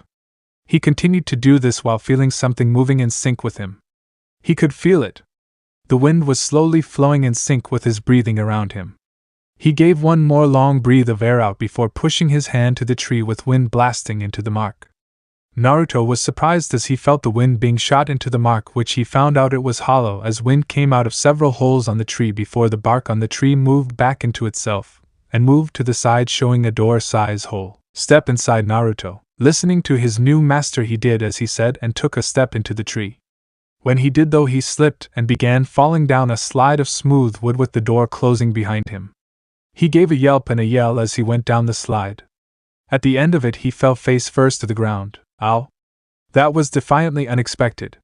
All that was needed to make this more embarrassing would be Pi that was at the end with his face smashing into it. The laughter from the fur ball in his head was also not needed. Here we are. My own personal quarters that I've stayed in for all spiritual life. Naruto stood up while looking around at the place. It gave off a somewhat cozy feeling with it being in a tree underground and all. There were lit candles on the walls with banners on the walls. Each banner represented what he assumed to be the elements. There was also another banner that was a white lotus flower. Walking through the area, he noticed several bookshelves that held many stories and some that actually taught essential skills like cooking and setting up a campfire. On the other side of the room was a few cushions on the ground to lay on. He wasn't sure why all this was down here since he was positive Aang couldn't use all this or even made this. How did you get all this here? Well, I didn't per se. You see, I've had few people who I had been in contact with during travels. One day I had got a few of them to help make this place for me since I couldn't really keep a solid form to do all this myself. I used this place as a sort of home for those who wished to learn under me. It's the reason why a lot of those books on the bookshelves are on survival and skills one should learn. Aang explained while Naruto listened to him and walked around the area. He soon walked into an open room that held pedestals with several books on each one. Whoa! What's this room for? Naruto asked while looking to see that each book was locked away except the first two books. Walking up to them, his eyes widened when seeing the first book was titled Avatars Past and Present, and the other only had the same sigil of wind like the tree had carved on it, as well as one of the banners in the other room. These are the books I was telling you about. The first one is about all the avatars that I had met in my travels and through the spirit world and during my time alive when I needed assistance from one of my past selves. The other one is the book that will teach you on airbending. The other books will remain locked in their cases until you've gotten most of the basics and a little bit of the intermediate skills down. Once you are of appropriate level in airbending, you will be able to unlock the next case using airbending. The locks are much more complicated than what you did with the tree. So, these books hold what I need to become the avatar? Yes. We should begin your training in the air element as soon as possible. So, go ahead and take the book and head to your right. There's a big open area used for bending practice. Naruto grinned and nodded his head. Grabbing the book, he followed Aang's instructions and made his way towards the open area. What he saw was a large training ground that had targets on the wall and hanging through air. He looked around at the large room in awe before opening the book. He wanted to begin as soon as possible so he could unlock the other books to use. It has been 2 years since Naruto has become the new avatar and his meeting with Aang. The training to be an airbender was going as smooth as it could. And what did Naruto have to show for it? Yep. That sounds about right. Currently the now 5-year-old blonde was using a technique of airbending that Aang had developed and taught his friends himself. The air scooter. So far, he had to say it was his favorite technique to use for airbending. He was riding the air ball through the forest he has done most of his training in. He was speeding through the trees with a large grin on his face.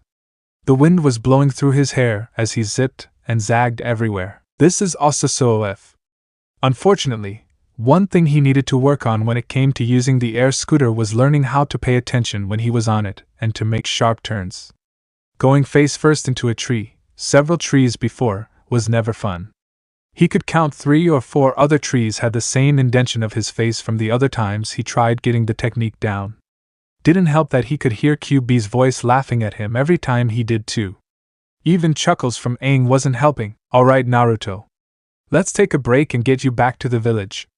Remember you still have those animal skins to sell. The voice of Aang spoke to him from his mind. For the 2 years that he's been with Naruto, Aang has been having the boy read up on the couple of books he's had down in his little base. One of them was surviving in the wild and how to track, hunt, and skin animals. While, yes, in his past life he was a vegetarian, Naruto needed to eat some healthy meals to fill out his body from its previous bony-like structure. So, he was okay with him going and eating animals while also finding what plants he could use that wouldn't be harmful if ate.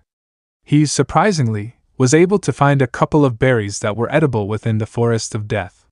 It was surprising since the area wasn't really a place for berries, at least not ones that weren't poisonous. As the time came by, Naruto had began wondering if there was a way to put the animal skins to better use besides just tossing them. It was when Aang told him to try selling them did Naruto found a way to make some extra cash. Every so often traveling merchants came by to the village to do business. Since all them were not from the village, he didn't get threatened or possibly tossed out of the store. So, with all that said, he got up from his spot on the floor after falling down to the ground after the crash. Dusting himself off, he headed back in the direction the base for him was so he could grab his bag. He didn't know how sealing worked yet, so he couldn't use any sealing scrolls to carry his stuff. After trekking through the forest, he opened the secret entrance to his new base of operations and went down the slide easily this time. Landing on the floor feet first, he went to the living quarters, and on the table in the middle of the room he grabbed his bag. Inside of it was several different hides of animals that he used some rope to wrap them up for safe transportation. After he gathered everything he needed, he left through a secret exit/entrance. It was through a cave system that led out in front of a waterfall. Jumping through the water onto a boulder, he shook his hair of the water before jumping towards land. This area he had found after traveling through the base to get a mental map of everything so he wouldn't get lost. The area was obviously a training ground with a few old training dummies out in the field ahead of the waterfall.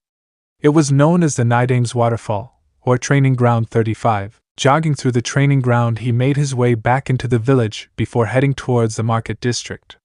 It was usually where the out-of-town salesmen set up for the day when they came in with goods from different parts of the world. Walking through the crowds of people, who, for once, were ignoring him to look through everything, he saw many different vendors. There was a woman who looked tough, he could tell she's seen or share fare of violence with her missing an eye and all, who had different weapons on her table and a few exotic-looking pieces he didn't think were possible to make. He would have to come back to her later. Right now, though, he needed to find someone he could sell these animal skins to. Coming to a stop, Naruto looked to his left and saw a man who had different clothing hanging up. He also had some armor pieces, what looked like a rug made of tiger skin, and some other material used to make said items. This was definitely the person he was looking for. Walking up to the stand, he stood up on his tippy toes to look over the stand table at the man. "Hey, excuse me, sir." Getting the man's attention, the guy looked down to see a blonde-haired kid with a back. Raising an eyebrow at him, he stood up straight to give him his attention. "I was wondering if you bought animal skins. I have a couple I would like to sell," he said to the man while the salesman scratched his head. "Well, yeah? Didn't expect a kid like you to be coming to me to sell animal skins. You must be a young hunter in training." He chuckled with Naruto also chuckling with him. This was nice. Being able to talk to someone without unwanted hate or dislike of his very being. Being able to stand in front of the salesman and not get kicked out of the store or chased off. "Let me see what you got on you and I check its quality." "Alright. I got a few rabbit skins, some deer. I accidentally took out a hawk while hunting and gathered its feathers. A wolf pelt that I've been saving after running for my life and managed to trap the beast when it chased me." Naruto listed off while pulling out each item he said and placed it on the stand table. The man in front of him scratched his beard as he looked at each item with some surprise. Picking up one of the rabbit skins, he took the rope off before inspecting it. Not bad. Not the best, but for an amateur these are in pretty good shape. You're in luck though, kid. I was running low on a few items and I could use some of these items for crafting a few items I have commissioned." Hearing this, Naruto gained a smile on his face and waited to hear what the man had to offer. "Let's see, for the rabbit skins I can give you 4 for 14.66 Ryu, $39.75. The 2 deer skins I can give 11,605.07 Ryu, $104.05. I don't really need the hawk feathers, so you can keep them and try one of the weapon salespeople. The wolf pelt you brought me is actually in better condition than most that I've seen before. I can give you, say, 34,756.69 Ryu. So, in total that would be 50,776.42 Ryu, $457. What do you say to that? These are just rough estimates after doing some researching and using a converter of Japanese yen and US dollars." Hearing the offer, Naruto's eyes widened a bit before he nodded quickly. Chuckling, the man got the ones he picked out before gathering the money and handed it to the kid. Naruto took the money gleefully and placed it away in a safe spot on his person within in his wallet. "Thank you for doing business with me, sir." "No, thank you, kid. I can finally finish one of the orders I got a few weeks ago. If you ever have any more skins, come see me the next time I come to the village." "Alright. Thanks again." Waving to the man as he waved back, Naruto moved to look around at the different stands. Now that he had a decent amount of money in his pockets, he could do a little splurging for a few things he could use. Of course, before he did that, he wanted to check out that stand with the lady with the eye patch again. Though this time when he walked over to it, he noticed someone else. It was a girl, around the same age as him if not a year older, who had brown hair with most of it tied into 2 balls on top of her head like panda ears. She currently had on a pink to dark pink color Chinese dress shirt on while wearing brown shorts.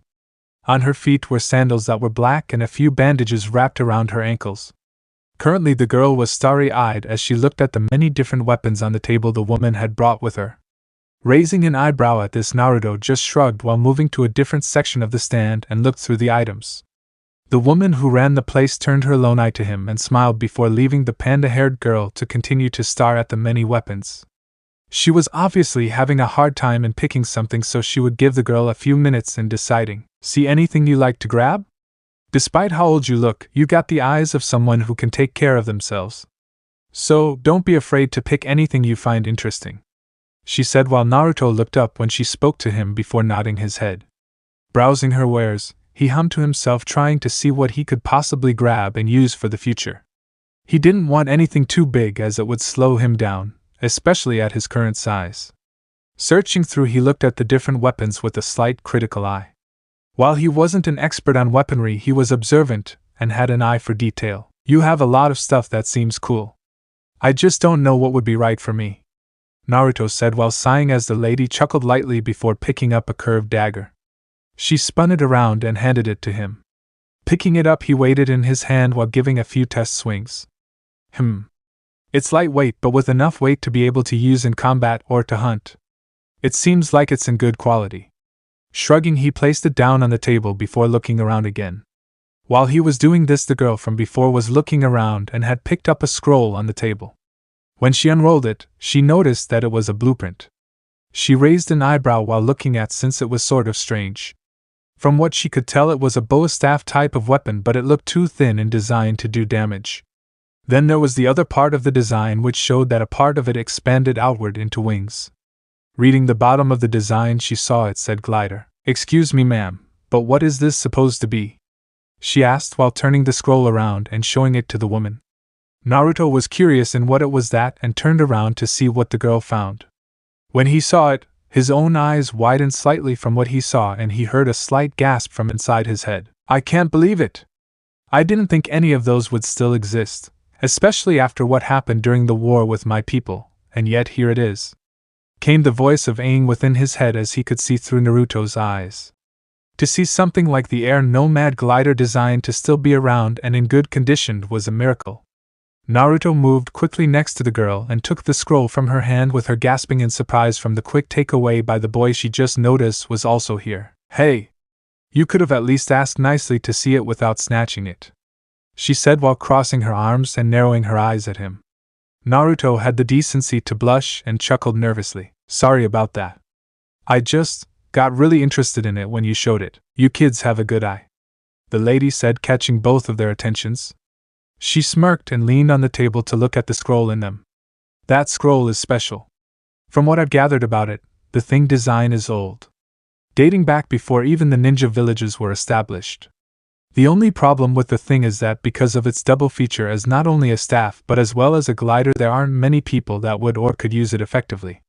Even people who have wind affinities have had trouble in using one properly when there was one that existed. As she spoke, both children went paying attention fully and looked back at the design of the scroll. How much do you want for it? Naruto asked, surprising the two, and before the female merchant could give a response, the young girl standing next to him snatched the scroll out of his hand and held it with a frown. Hold on a second, I found it first, so I should get to buy it from her. At this logic, Naruto could only frown and grab the other part and pull it to him, with the girl holding onto it without letting it go. You didn't even know what it was or even looked interested in it. Do you even know how to use a staff? He asked while she growled and glared at him and pulled it back with some force, making Naruto's arm jerk forward with him, almost tripping. I bet I know how to use one better than you. I bet you don't even know how to use a regular kunai yet, she yelled back with Naruto growling at her, and pulled at the scroll. There was a noticeable tear on the top, and this made the lady worry. Of course I do. Bet you can't even toss one correctly without it falling before even getting close to the target. That seemed to get to the girl as she growled again and gritted her teeth. How dare he say that? She was training to be the #1 kunoichi when she got into the academy, and he dare insult her accuracy? She pulled at the scroll again with him pulling back. I'm buying the scroll, Blondie, so just let go and get something else. Over my dead body, panda girl. What did you just call me? The two of them struggles to take the scroll from the other before there was a noticeable sound that rung in the air. It was a ripping sound and the two children flew back on their butts before looking up with wide eyes to see that the blueprint for the glider was torn in half from their pulling. Looking up at one another they glared before moving quickly and butting heads. Look what you did! Me? No, it was you! You're the one who wouldn't let go! Stop that! They both yelled at the same time to each other while pushing against one another. The lady at the stand could only giggle and shake her head. She was lucky the damn thing wasn't really worth much to her. She still had plenty of other things that when sold would cover what she lost. Well, it seems the both of you will just have to pay for it, the lady said, getting both of their attention. She smirked at them and crossed her arms over her bust before shaking her head. As you are both responsible for the ripping of my product before you even paid for, you will both have to pay for it. Considering how rare it was and how that was most likely the only one of its kind still around. The cost would be, say, $29499. 01 Ryu, $265, paid equally by both of you. Hearing the price, the two kids sighed before glaring at one another before pulling out their wallets. After paying the price 50 to 50, they browsed around her stall a bit before walking off. As they walked together, Naruto and the girl tried to convince each other to give up the other half. Come on! I said I was sorry. Can I get the other half? I'll pay you for it, Naruto said to the girl while she just scoffed and turned her head from him while crossing her arms. Despite them both apologizing to one another about ripping the scroll, she was still quite upset about him calling her panda girl. So, she chooses to wear her hair into 2 buns. That didn't make it right for people to call her a panda. What's your name, by the way? Naruto asked while looking at the half of the scroll he had and looked at her.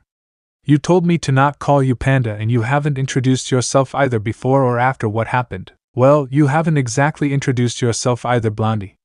That makes us even, she said with a smirk and making him groan before turning to her and sighed. Fine, my name is Naruto.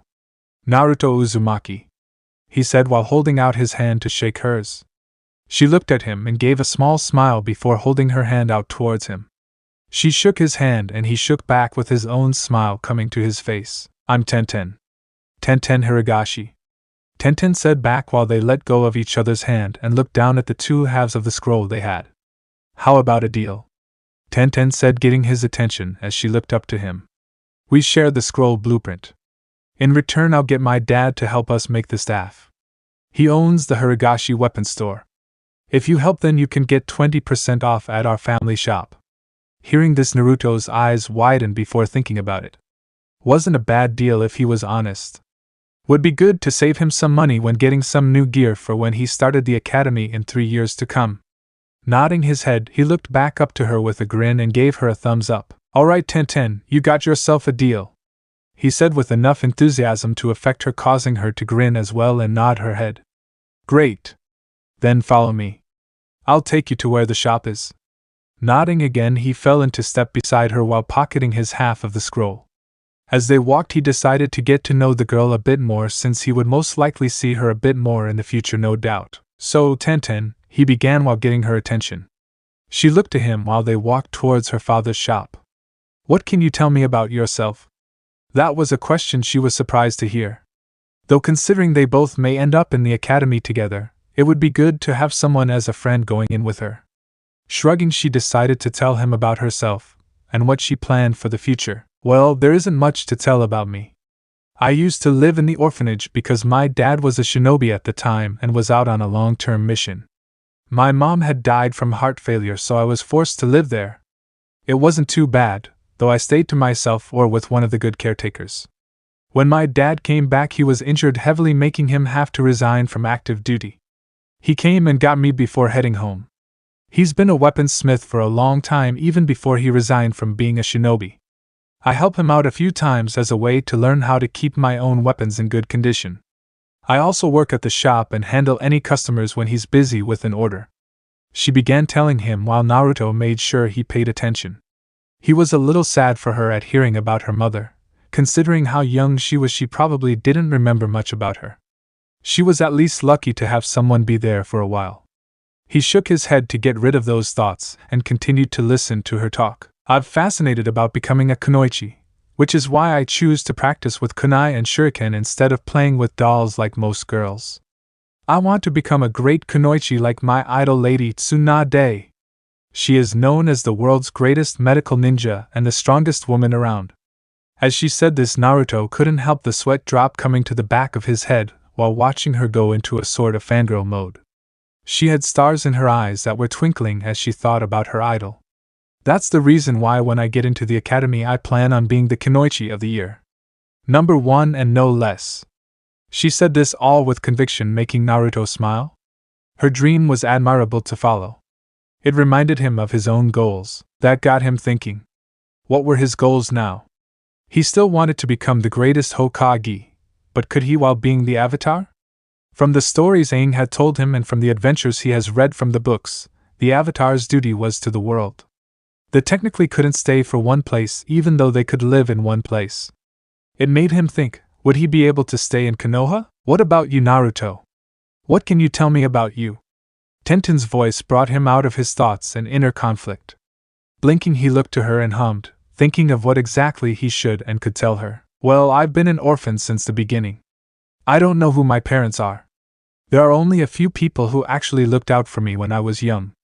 The Hokage is like a grandfather to me, and one of the Uchiha who is an ANBU member acts like an older brother to me. He brings me food to eat in this apartment that I have to myself. It isn't that big, but it is enough for me. He began while Tenten was surprised at hearing this. He's been alone all his life, not even knowing who or what happened to his parents. She frowned and watched him. They were most likely at the orphanage at least around the same time, so she wondered why she didn't recognize him. At least the Hokage has someone to help take care of him. As Naruto talked, though, he was debating on whether he should tell Tenten about his ability to bend the wind like one bended a piece of plastic. I would hold off on that, Naruto, came the voice of Aang. Naruto titled his head a little while listening to what the ancient man had to say. While we all know you will, eventually, have to come clean about your abilities, you should try to keep them a secret as much as possible. You sure I can't tell her? I mean, she's like the first person my age that I can actually make as a first friend. Just listen to the old man. When and if you can trust her, you can decide whether or not you tell her your secret. Until then, keep the conversations to a minimum. Some of us are trying to sleep in here. Aang chuckled lightly while watching the giant fox move back into his cage and lay down. He heard Naruto mentally grumbling about lazy, rude foxes, and he laughed some more. Despite his attitude, QB is right. I would only tell those you can trust about your secret. Don't even tell the Hokage or that Itachi fellow either. While you may trust them somewhat, there's no telling they may talk about this with someone. Aang finished with Naruto nodding his head, reluctantly. Hey, we're here. The voice of Tenten came to him, making him blink and look around before focusing on the building right in front of him. It was a medium to a small large-size building with a hand holding a kunai in a reverse grip and another hand holding a shuriken ready to toss it. On the sign it read, "The Ironclad Shinobi." Naruto read out while looking over the place.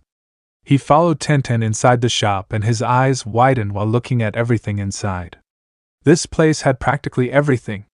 He wondered why the girl was even out looking at weapons from a stall. Then again, the stand did have some weapons that probably weren't available within Fire Country.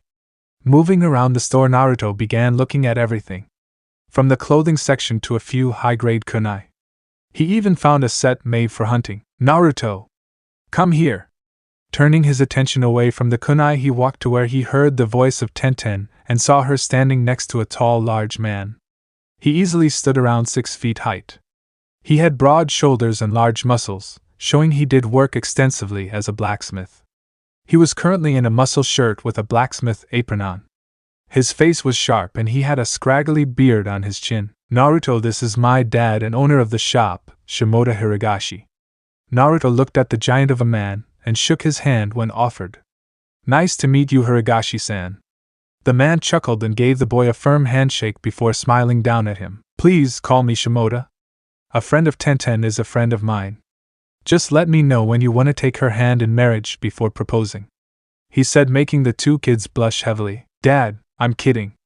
He chuckled while watching his daughter puff out her cheeks with her whole face red, glaring at him. "So, what brings you two by? I thought you wanted to go out and look at the merchant's Tenten." She nodded her head and cooled down a bit before pulling out half of her scroll.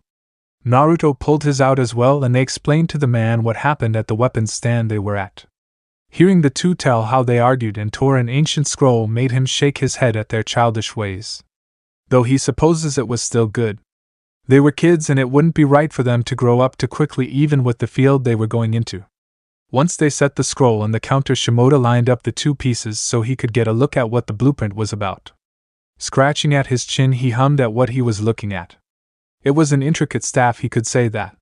He wondered about the mechanism that allowed the glider part to be safe while it was staff.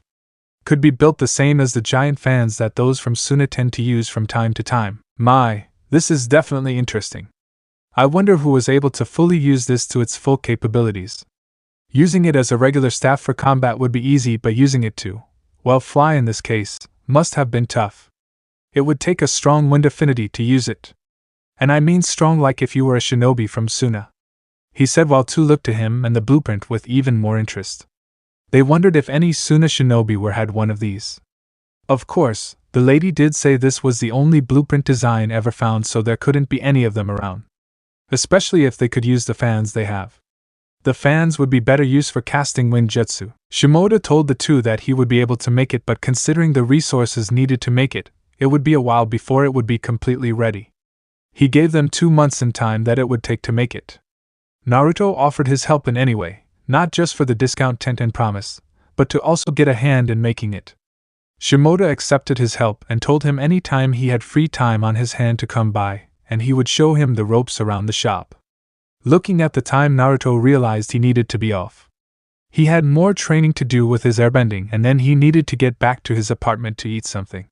He was sure Itachi would be bringing a basket of fresh fruits and vegetables for him today. "I gotta go.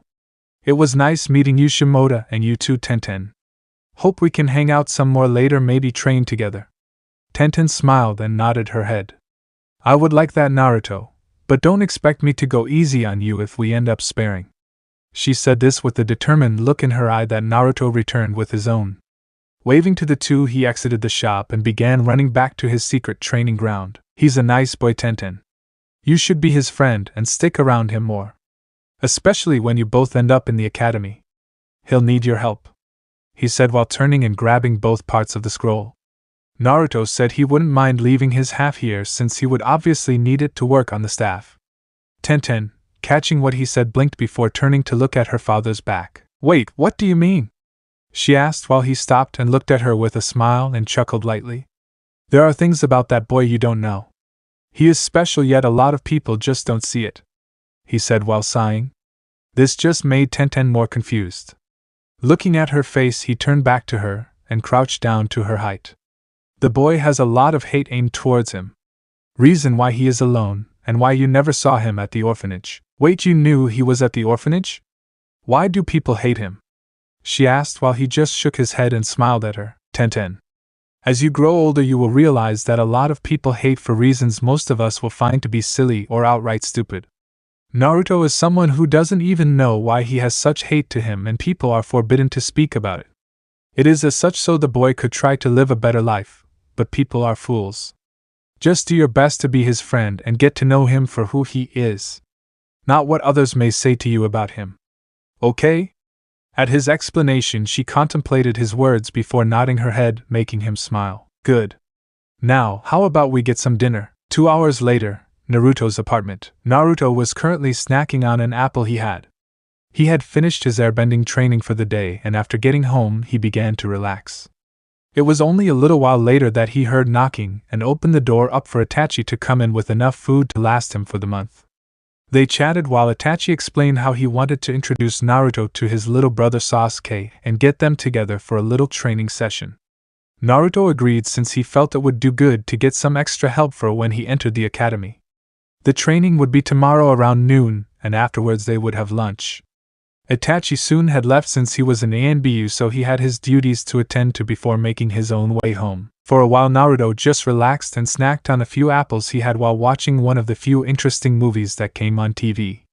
After a while he got bored and decided to go up to the roof of his apartment, and look out at the village and up at the sky as the stars were out. It was a beautiful night, and the moon was amazing to look at. While he wouldn't normally do this, he decided to go on a stroll through the village. At this time of night no one was out, so he could enjoy a walk without being disturbed by anyone. As he was walking through the streets of the village he soon found himself near one of the clan compounds. Looking from the path in front of him he saw the clan symbol for the Huga clan. Strange, he didn't think he was this close to the compound. Must have took a few turns and ended up here on accident. He shrugged and was about to walk off. That was until he saw something most suspicious. There was a figure moving out of the compound from the rooftops and landed not that far from him. Over his shoulder was a bag and the person began making his way down the street. What caught Naruto's attention the most was the bag was moving ever so slightly. There was a person inside. Oh crap. They're kidnapping someone, Naruto thought while his eyes widened. He couldn't just sit here and let this person get away with this. There was also no time in trying to find help. By the time he did manage to find someone that could help, the person could be at the gates and out the village. Without thinking any further, Naruto made a mad dash towards the kidnapper and used airbending to surround himself in wind. It was a way to make him run faster, with the wind making him light on his feet more than usual. When he was close enough, leaped forward and aimed for the person's legs. He heard a surprised cry as he knocked the man over. Seeing the bag being dropped, he moved quickly to figure out a way to keep the man down. Quick, Naruto, think. What's a weak spot that will keep a person down? He thought before a memory flashed through his mind. He was walking around the village and was making his way towards a food market store. It was then that he heard some weird commotion and saw a young woman screaming at a man before her leg came up and kicked the poor idiot between his legs. The man crumpled down faster than a leaf falling from a tree as he held his junk. The woman then stomped her foot on him several times before walking off with a heated face and most likely feminine anger. Bringing his thoughts back to the present, he saw the man slowly stand up before turning slightly towards him. Why, you little shit! I'll have your— He didn't finish what he was going to say as Naruto's tiny fist found its way to the man's nuts. For a squirt he packed a punch as the guy lost all coloring from his face as he crumpled down to the ground. His hands held his balls and there were few tears falling from his eye. Not taking this for granted, Naruto kicked the man in the face before moving towards the bag. Untying the rope around the opening, he opened it up and saw a girl inside. The girl looked up frightened but noticed that the boy she saw was not the same man who had broke into her room that night. You okay? Naruto asked her while the girl didn't say anything. She just nodded her head slightly before allowing the blonde to help her out of the bag. Naruto sat down beside her, and she looked around to see where she was before looking back at him. She musters what courage she could to speak up as this event tonight somewhat traumatized her. Thank you, she said quietly, but Naruto was able to pick it up and smiled at her. No problem. What's your name? Hinata. That's a nice name, he said, making her blush a little since she hasn't had anyone compliment her besides family. My name is Naruto. Do you know why this baka tried kidnapping you? He asked while looking to the guy still on the ground. He didn't hit him that hard, did he? Either way, they probably shouldn't stick around long enough for him to recover. Hinata, at the question she was asked, shook her head no while her eyes wandered to the man and scooted away from his crumpled body. And no. I was just in my room sleeping, and all of a sudden I heard someone enter my room, she said while holding her arms around herself and teared up a little. Then, there was something thrown over me before I was being lifted away, she said while her tears fell down her face. Naruto frowned and moved to give her a hug. No one deserved to be put through such a thing at a young age. Hinata moved in a little bit towards Naruto as she was shaking a little. That was when they both heard someone calling out, making them both turn their head towards the direction of the voice. Hinata! Hinata! A clearly female voice yelled out while around the corner from near the compound came a beautiful woman as she spotted the two children and ran towards them with clear worry in her eyes. She possesses fair skin and long, dark purple hair slightly past her waist and side bangs framing her face down to her shoulders. She was seen wearing a purple, long-sleeved kimono. Her eyes were a pale lavender color that matched her hair. As Naruto watched her, he noticed Hinata get up with tears in her eyes and ran towards her obvious mother. "Ka-san!" she shouted while throwing herself into her mother's waiting arms. The woman hugged her to her chest and whispered into her ear that it was okay. The woman looked up to see Naruto and gave the boy a smile to him. Naruto was surprised and blushed slightly at the beautiful lady before standing up. He was about to leave before she called out to him. "Wait! Can you come here and tell me your name?" she asked while Naruto was once again surprised. Moving slowly, he walked to the duo and saw the lady smile at him again. "I'm guessing you were the one who saved my precious Hinata," she said while he nodded his head to her. "Yeah. My name is Naruto. Naruto Uzumaki," he said while the woman looked surprised for a second before surprising the boy for a third time tonight and hugged the boy. Naruto wasn't sure what to do in this instance, and just allowed it to happen. "Thank you for your bravery," she said while Naruto smiled and nodded his head. "It was no problem. I was just strolling by and saw the guy," he said while the woman smiled more before letting go of the boy. Hinata looked up when she heard another person screaming. This time though it sounded like a man who was both worried and angry. "Hikari! Hinata!" A tall man screamed out as he ran around the same corner the now named Hikari came from before spotting them. "Hikari!" he yelled before he was next to the three in minutes. Looking at the situation, he saw the blonde-haired boy, who he knew, and his wife plus daughter in her hands. He gave a sigh in relief before looking up to see the man on the ground that was most likely the one to have broken into their home. Glaring with his Byakugan on full blast at the downed man, he watched him slowly start to get up before turning to see the new people around. Cursing, the kidnapper tried to get up, but Hayashi, the man who is not only the clan head of the Huga clan but also loving father and husband of the two ladies Naruto helped, was faster and quickly disabled the man, but didn't kill him. While he wouldn't have minded ending his life right then, there were two children nearby and he wanted answers. Kicking the man to his back, he heard him groan before Hisashi's eyes landed on his headband. A snarl escaped his lips at seeing where this pest was from. "Kumo," he said with disdain in his voice. Of course, it had to be one of theirs. That cursed village has been trying to capture his clan's eyes since the Great Wars. The Byakugan was a strong Kekai Genkai, and one he knew the Raikage of Kumo would love to get his hands on. Taking a deep breath to calm his nerves, he kicked the man hard in the face to make sure he was out of it before turning to his family and the lone boy. Looking down at Naruto, he walked up to him before kneeling down. "Your name is Naruto, right?" he asked with the boy and Hinata being surprised that he knew his name. Nodding his head, Naruto looked at the man and watched as he gave a soft smile and held his hand out to him. Naruto never felt as nervous as he was now, but held his hand out to put it in the older man's hand. He shook it, and the man held his head down in front of him. "I am eternally grateful for what you have done tonight. I do not know what you did, but you saved my daughter from a life that would have been worse than death. For that you have my gratitude and the support of the Huga clan. If you ever need any help, I will do what I can to aid you," he said, making the 5-year-old's eyes widen at such a thing.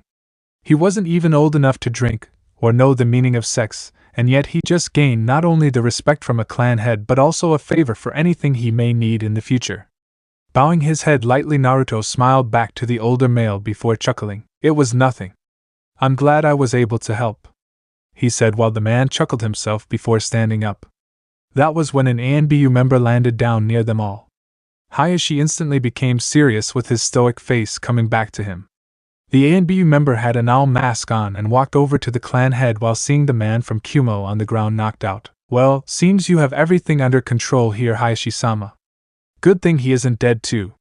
This man was an acting ambassador for Kumogakure, and was initially here to have a treaty signed between our villages, he said while cuffing the man in chakra suppressing cuffs. Lifting his body over his shoulder, he looked to Hayashi. "You'll have to speak to Hokage-sama if you want to know more."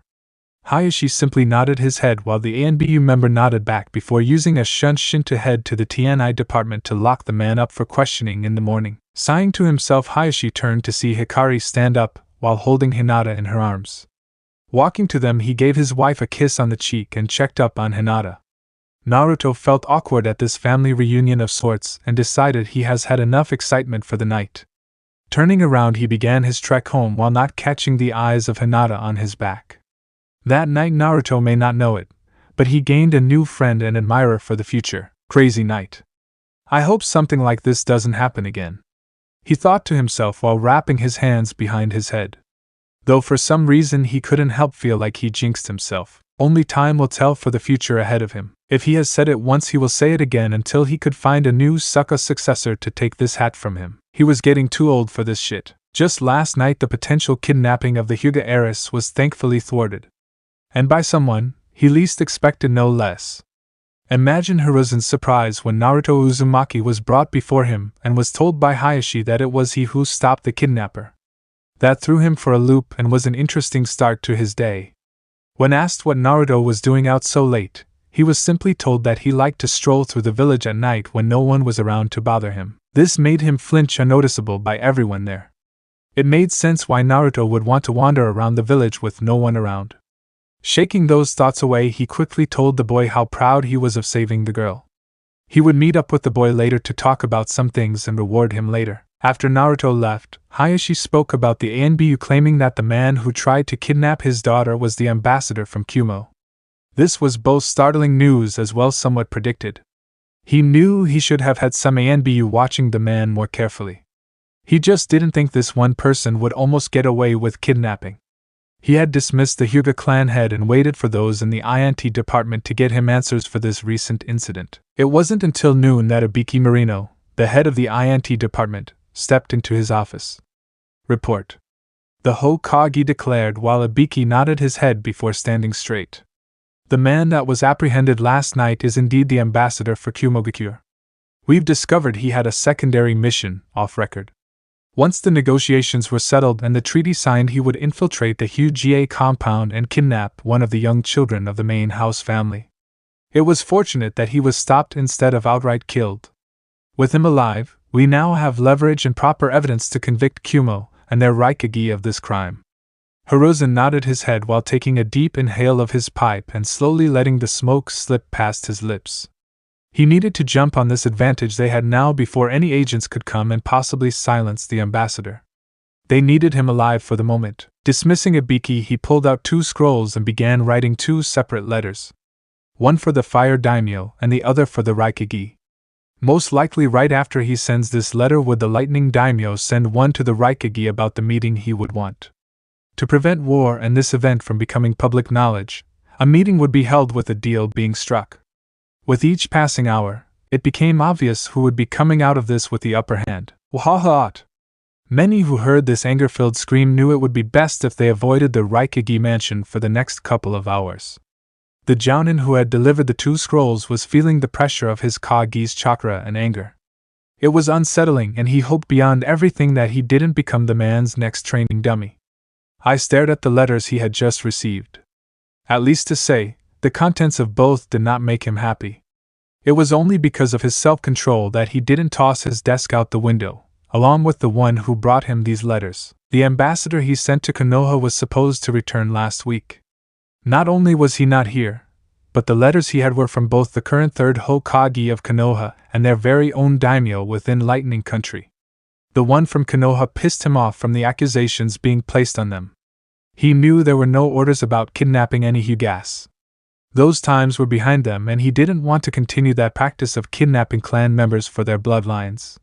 Not only was the ambassador alive, making it so even if he told the truth about not assigning him that mission they wouldn't believe him, but both daimyos set up a meeting within the Land of Iron. A neutral ground so that both Kages could hash out their problems and come to a compromise.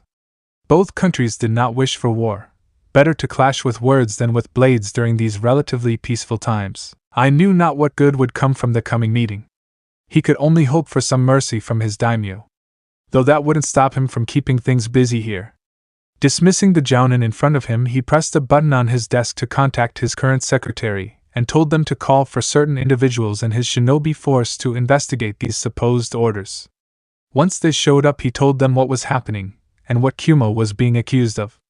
He then set them out to figure out who was responsible for these orders, since only a couple of people knew about this ambassador meeting. Giving a long drawn-out sigh, I gathered his Kage robes and summoned those who would be attending with him to the Land of Iron. He just hoped there was a chance to salvage this whole situation. Welcome to the Land of Iron. Please respect our rules and do not cause any trouble with your stay here," an old samurai said as he and other samurai greeted their guests that they were expecting for a month in advance.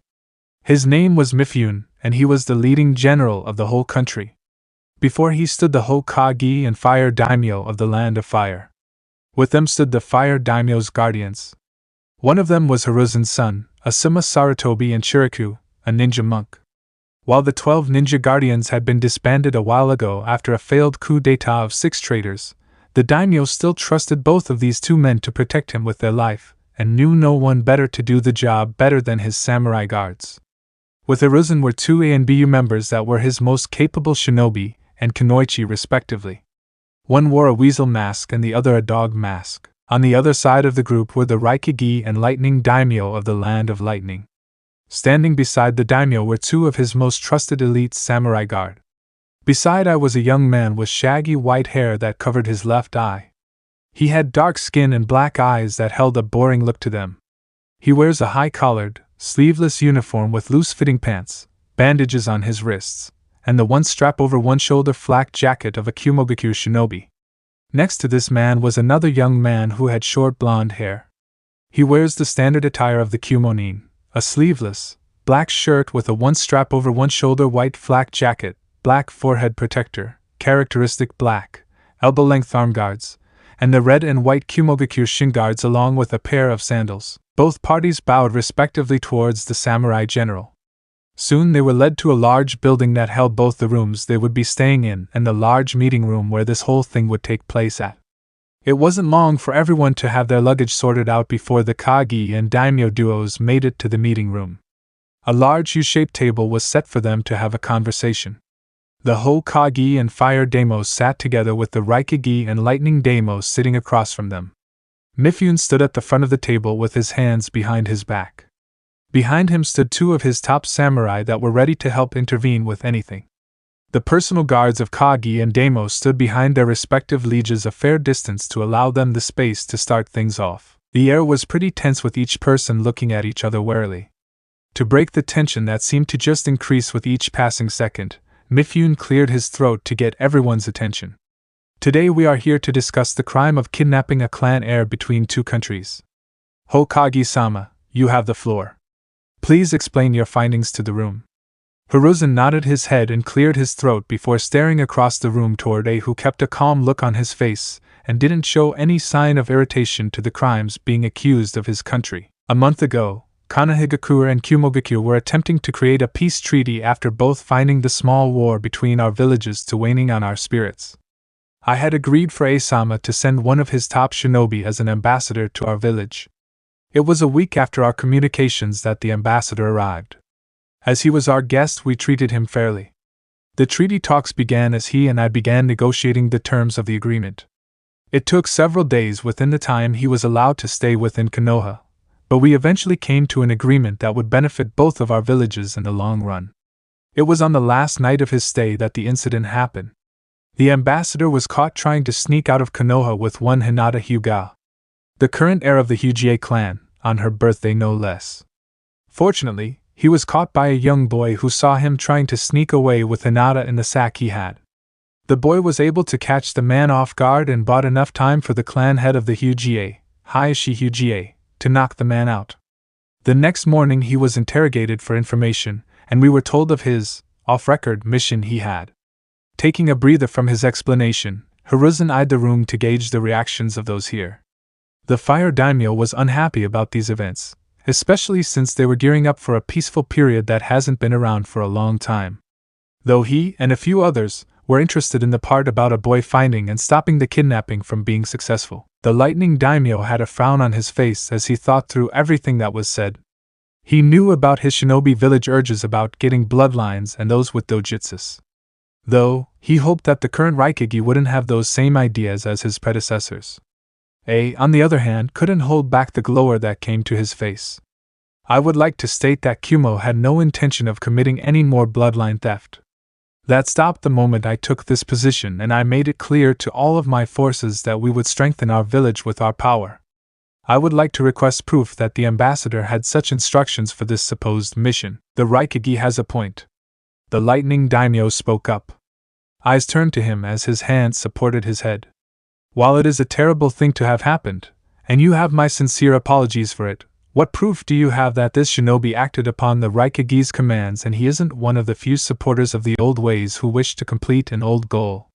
Mifune nodded to both of their statements, and turned his head towards the natives of the Land of Fire. Does your party have any proper evidence to back up these claims? The old general asked with Fire Daimyo looking towards the Hokage. Hiruzen nodded his head before looking back toward one of his ANBU. The dog mask ANBU stepped forward before handing him a scroll and then stepped back to her original spot. This here is the mission scroll that the ambassador had in his possession. Instantly a grimaced at the audacity of one of his supposedly top shinobi keeping the mission scroll within his luggage. What idiot kept the scroll if this was supposed to be a secret mission? The Hokage held it out and Mifune grabbed it before reading the contents within it. He kept a calm and neutral look on his face before walking over to the Raikage and handing it to him. From what I have read, this appears to be a mission scroll that you gave to your shinobi. Can you deny that this isn't the scroll you gave to your man? I took the scroll from Mifune and read it over. Instantly he had frowned before glaring at the words written. He could feel his temper rising the more he looked at it. Everything about this was faulty. I can deny that I gave this to my shinobi. For one, this isn't my handwriting nor my signature. It is well crafted, I'll give it that, but I did not write or assign this mission. Placing the scroll down, a motion for the young man with the shaggy white hair to step forward. Nodding his head, he pulled out another scroll and handed it to his Raikage before stepping back. A unfurled the scroll before placing both sides by side for Mifune to take a look at. As you can see, this mission scroll is the one I assigned to my shinobi. This one that was found on him is a forgery. Mifune took a long look at both scrolls and used his keen eyes to spot the many differences between speech patterns and word usage. Despite the one provided by the Hokage being professionally done, he could see the flaws between it and the main ambassador's mission scroll. It appears that Raikage-sama is correct. There are obvious differences between both scrolls provided. While this disputes the fact that you didn't assign the mission to your subordinate, it doesn't stop the fact he was ordered to kidnap the Huga heiress. And how do we know that someone in Konoha didn't forge this? Who is to say they aren't at fault for setting up this whole thing? I accused while the room got tense again. No one said anything as Kage stared the other down. It was a long pause within the talks before the Hokage, with narrowed eyes, decided to speak against his words. I would never use one of my respected clans for such a tactic.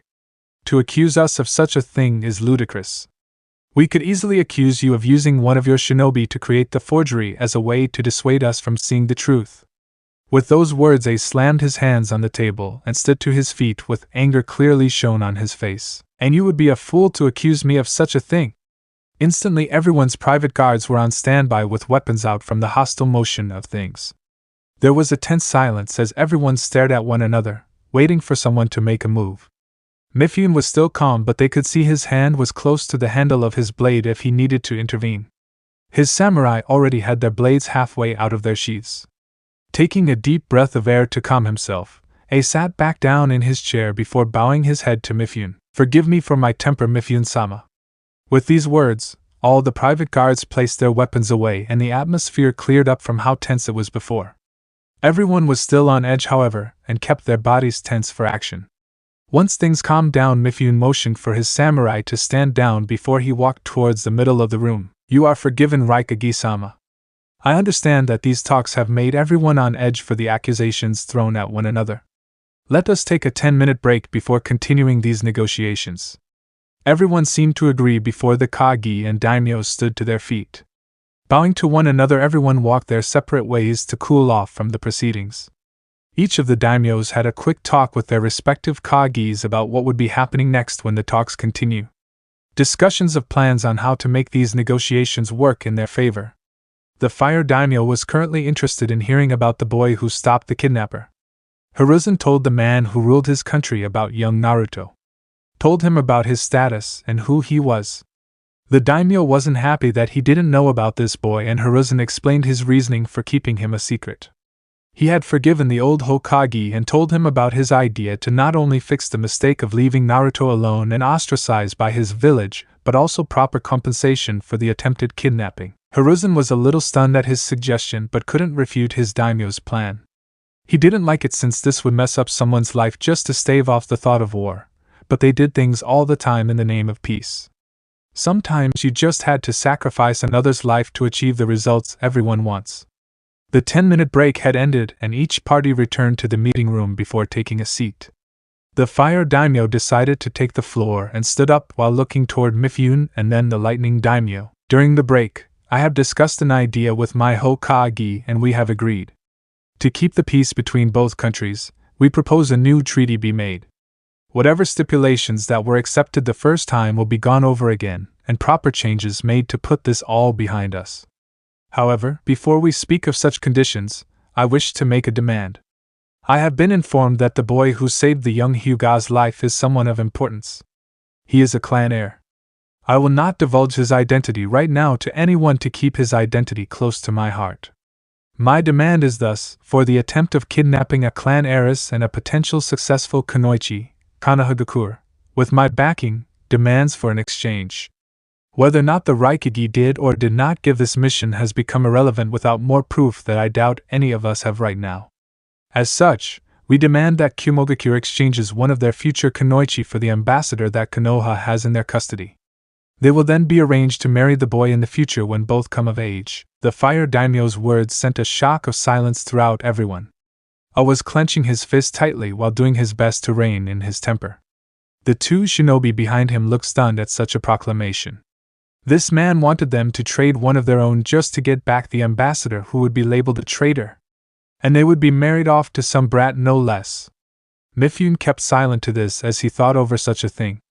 The exchange of people has been done in the past. It was inevitable to use a human being as a bargaining chip when it comes to important matters such as this. The lightning daimyo cupped his chin and proceeded to think on the terms that were placed before them. It was a viable option, and considering that they would come to an impasse soon enough with the discussion about the ambassador, it would be smart to accept such terms without causing more of a bad scene for them. We shall accept these terms. The aghast looks were not lost on the Kumo shinobi as they watched their daimyo stand up to talk. Your demand is acceptable. You would allow us to personally handle and sentence the man sent on this horrible mission in exchange for another life that was almost stolen away. I would like to add that you allow the selected kunoichi time to stay within Kumogakure for her to grow as a kunoichi before being transferred to Konoha when the time is right. The fire daimyo nodded his head in acceptance of the added terms before both men walked around and shook the other hands to signify that the terms were set, placed, and accepted in one fell swoop. The Raikage couldn't, more so didn't, get the chance to refute anything that just happened. He sat there shocked that his daimyo would agree to such a thing so fast. Was he mad? Now, one of his own would have to give up the life she lived just to keep the peace so war wouldn't come. His head looked down at his hands as they were clenching hard to the point his knuckles became pale. He silently gritted his teeth and then sighed. Very well then. The contract for this arrangement shall be made and signed by both of you, Mifune said while watching as both daimyo went back to their seat. Silence reigned throughout the room before the samurai general started to speak again. Now let us move on to the new terms of the peace treaty between Konohagakure and Kumogakure. Alright, Naruto. I think enough time has passed that you can check to see if the glider is completed. One of the steps to becoming a master airbender is learning to use the glider. With it, you'll be able to fly almost anywhere. Aang didn't need to see the nod that his apprentice in being the Avatar gave him. The blonde boy made his way through his little underground base that was his home away from home. Honestly, 2 months flew by pretty quickly to him. It felt like nothing else exciting happened. He remembered the Hokage leaving for an important meeting. Naruto tried to ask and get info on where he was going and what was it for, but he was only told that it had to do with the man he stopped. He didn't know what happened, but hopefully, things worked itself out alright. Beyond that, nothing else of note went on. He continued his training with his airbending. He pulled a couple of pranks off and got away with it all. He even started practicing with some instruments. Yeah, the young Uzumaki boy found a strange love in playing the ryuteki, a transverse flute made of bamboo. Its name means dragon flute. It was a nice hobby of his that he found to be relaxing. He was becoming a decent player as he learned how to read notes and guidebooks on how to play the instrument. Whenever he had free time, he would practice it within his little hideout. Walking through the forest of death was somewhat tranquil. The animals didn't bother him like he thought they would. He didn't think that in the last 2 years since his 5th birthday that he would be hanging out within training ground number 44. This place was technically not authorized for him to be in, but considering he's been coming here for a while and hasn't been caught yet, or even harmed, then it all worked out in his favor. Exiting through the fence and checking the area before exiting, he made a small sprint back towards the village.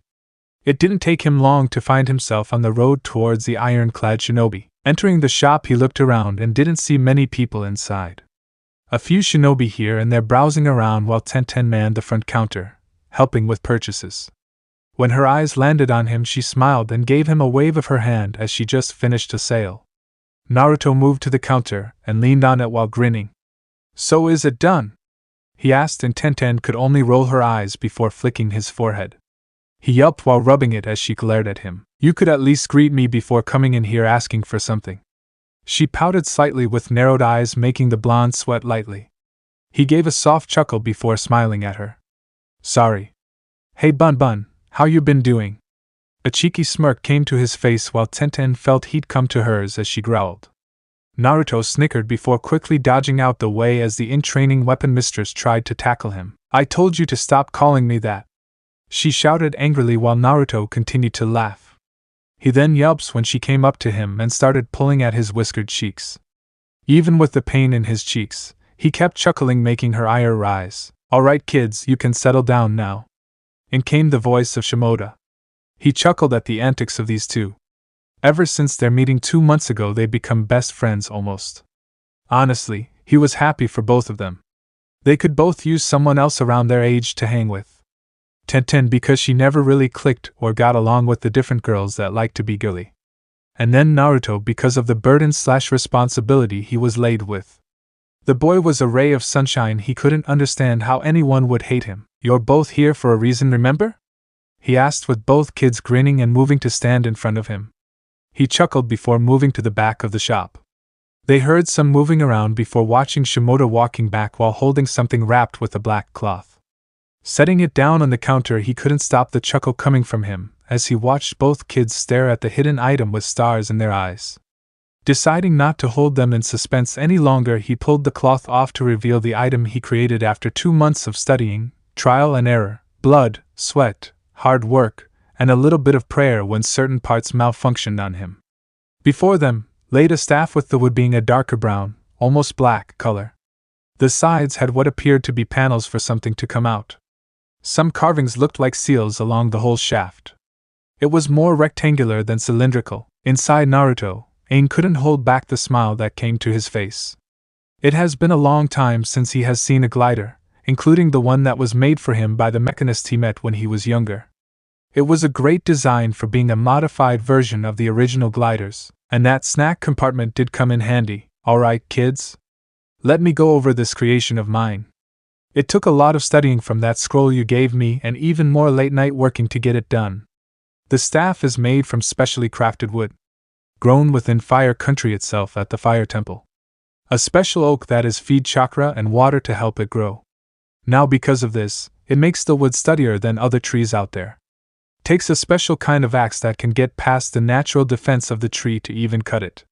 The monks there use this tree for their staff, and I have a friend up there that allowed me to buy some for the shop.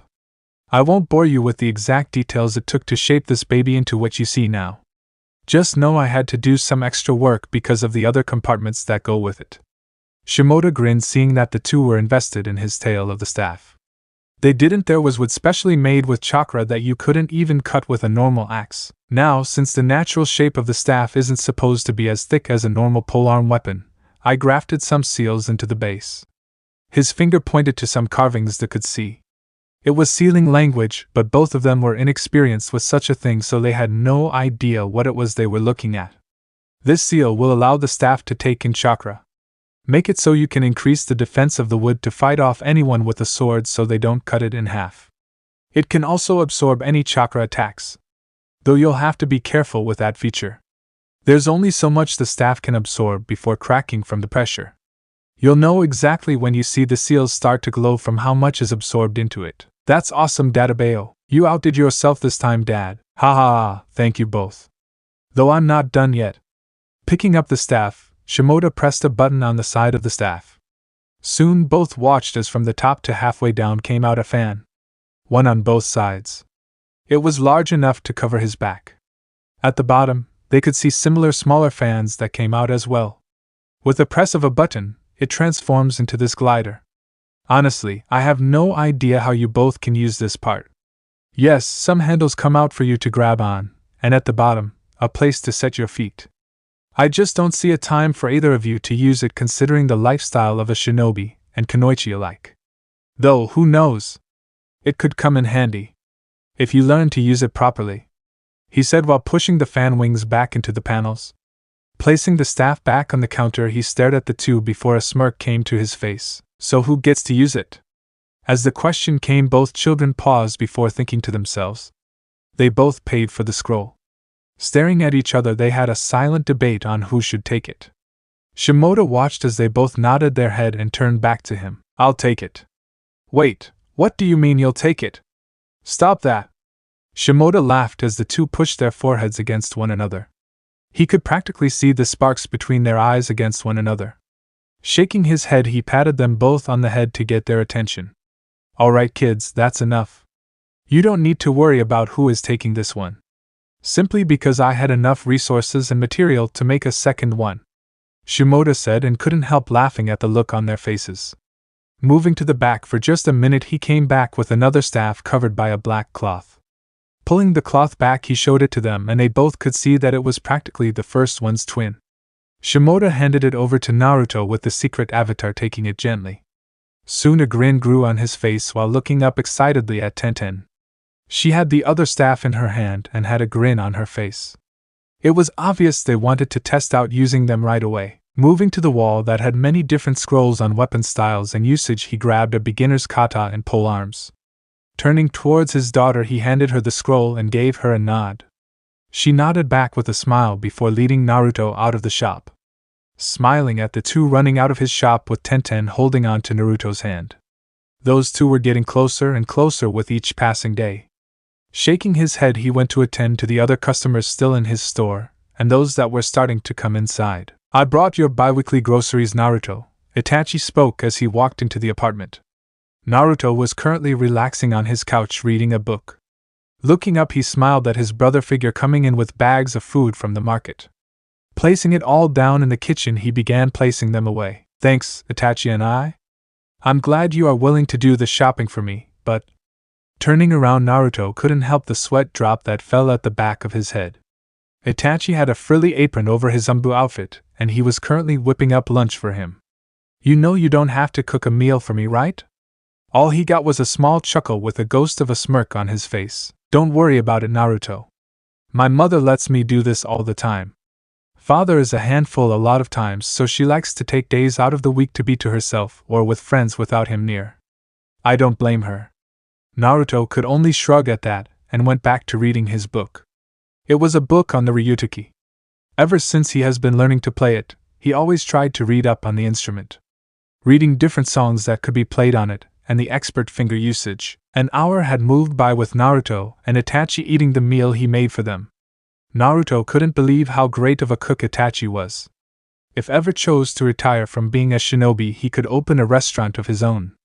After their meal, Itachi relaxed with his brother figure and watched one of the movies he enjoyed. It wasn't long before he noticed what time it was. Sighing, he stood up and was ready to leave. He remembered that he promised his little brother Sasuke that he would help him train. He was going to be joining the academy next year, and his brother wanted the help to be prepared for it. Stopping himself for a moment, he rubbed his chin before glancing at Naruto. It would be a good idea to get them to be friends. They could create a healthy rivalry that would push them both further as they became shinobi. Nodding at his idea, he turned back around to face Naruto. Would you care to join me this afternoon, Naruto? I was planning to train with my little brother since he is scheduled to enter the academy next year. You are to do the same, correct? Naruto looked surprised for a moment before nodding his head. He could go for some extra training. And who knows, maybe Itachi's brother will be a new friend he could make. Standing to his feet, grabbed some of his stuff before smiling up at Itachi. Itachi gave him a little smile before leading Naruto out of his apartment and towards the Uchiha clan district. It was a long walk, but once they were at the gates, Itachi told Naruto to wait right there since he would be taking them to a training ground that they could all use together. It wasn't more than a few minutes that he saw Itachi come back with a boy the same age as Naruto. The first thing Naruto noticed was his hair was shaped like a duck's butt.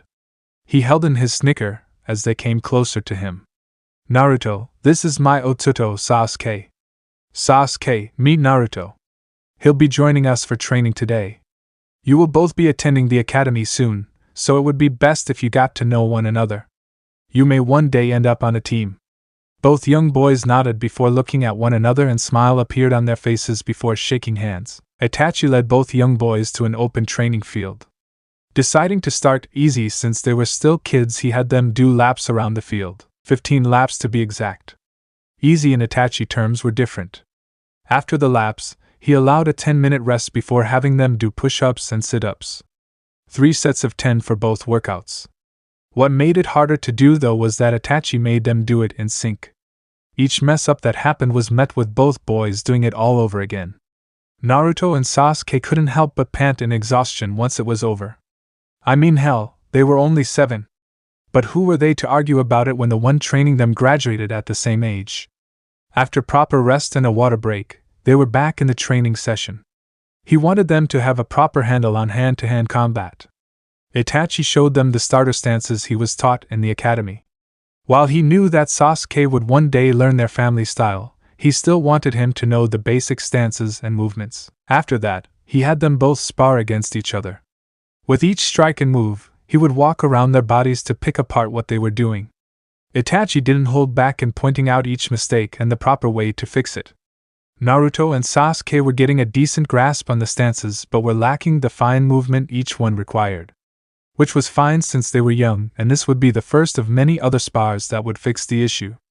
Though, he did notice that Naruto had a strange fluidity to him. His movements looked like he was moving with the air and flowing almost gracefully like it with each strike he would send.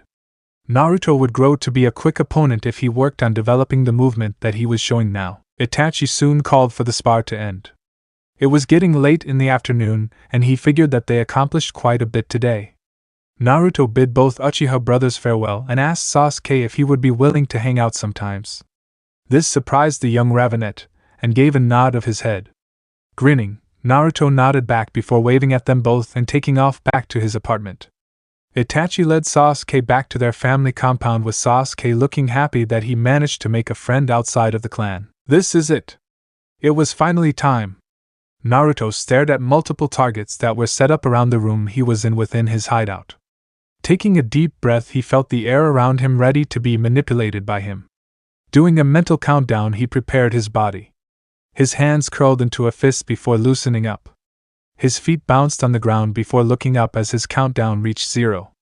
Instantly he moved into action. His left hand struck out at a target in front of him with air blasting out and knocking it over. Once it fell over, he was quick to use his right hand to send another blast of air towards another target. His body was moving as fast as it could as he blasted air from his hands and occasionally his feet to hit each target around him. Using the fluidity he possesses to flip and roll to hit each target that his eyes could see. He ended his exercise with a flip of his body backward before kicking his leg out to send a wave of air toward a target hanging from the ceiling. Landing back on his feet and looking around to see that all the targets were knocked over or down from whatever position they sat at, he smiled widely. Panting lightly, he walked over and grabbed a towel before wiping his face. So, how did I do? He asked mentally to those who resided within him. I believe that was a better performance than last time, Aang said with a smile on his old wizened face. Still slow if you asked me. It took you 5 seconds longer to locate each target, and an extra second to take them out. You're sitting at a time completion of 5 minutes and 43 seconds. You did better on your last run of this little exercise of yours. QB chimed in with Aang chuckling lightly. Who knew a spirit could be so tentative when it came to speed and time framing? Naruto just sighed with a roll of his eyes. I can't help it, alright? My thoughts are a little distracted and I'm excited since today is the day I finally can join the academy, he said with excitement clearly shown in his voice and his face. The year had flown on by almost quickly for the trio.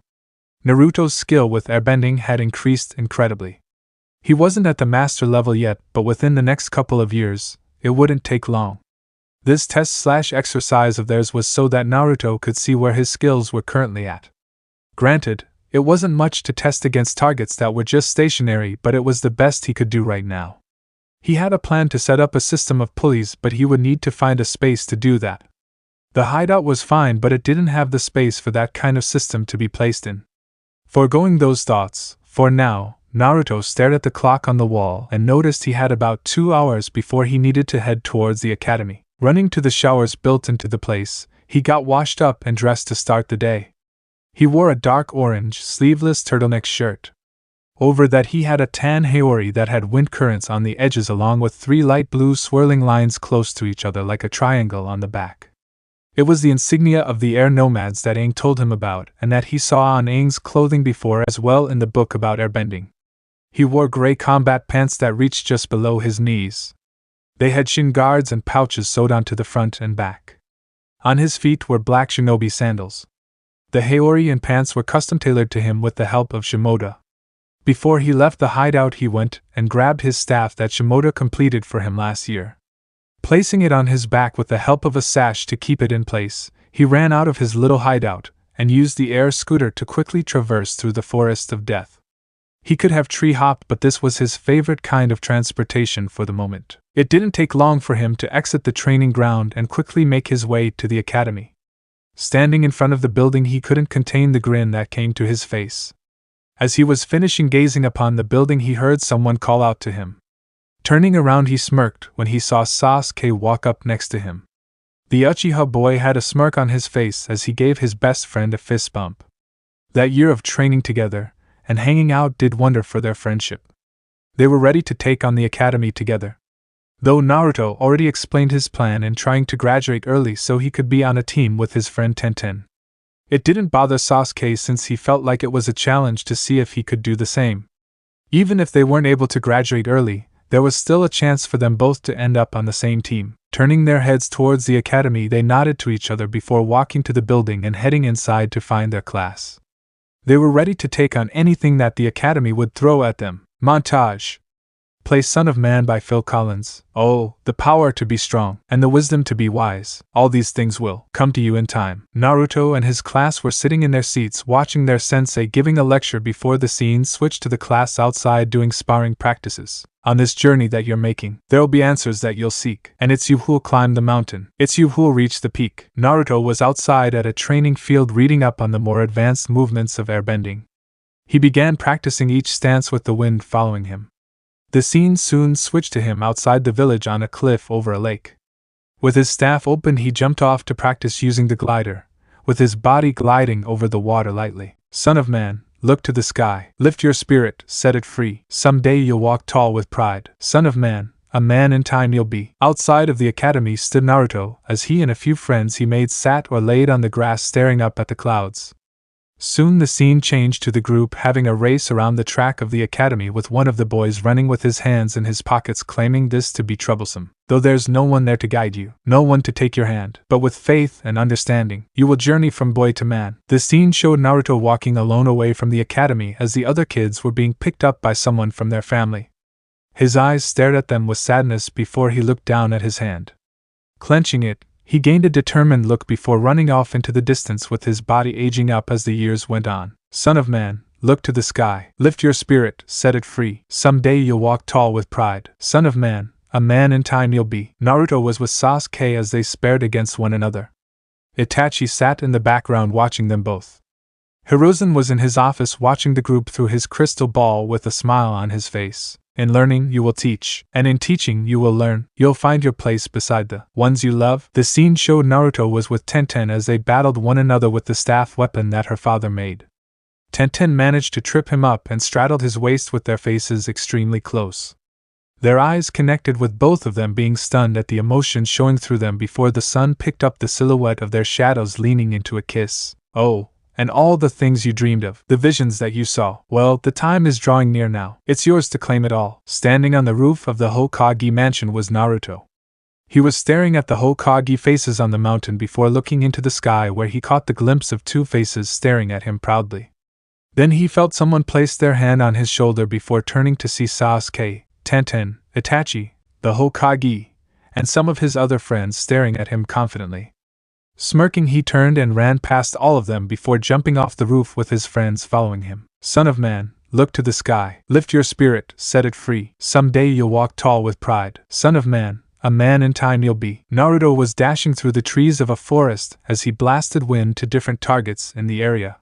He landed in a clearing before manipulating water from a lake to come up and hit 3 other targets, showing he had started his training in waterbending. The scene then changed to him back at the academy taking a test. Son of man, Naruto stared at Irika as he entered the graduation room. Son of man's a man for all to see. After an unknown amount of time passed, everyone in the classroom turned their heads to see Naruto walk back in with a headband tied proudly on his forehead, showing he passed the graduation exam. So this part ends here. Alright, that's it for today's video, guys. Let me know in the comment section how was the story, and also don't forget to like, share and subscribe. I will meet you in another video. Bye bye.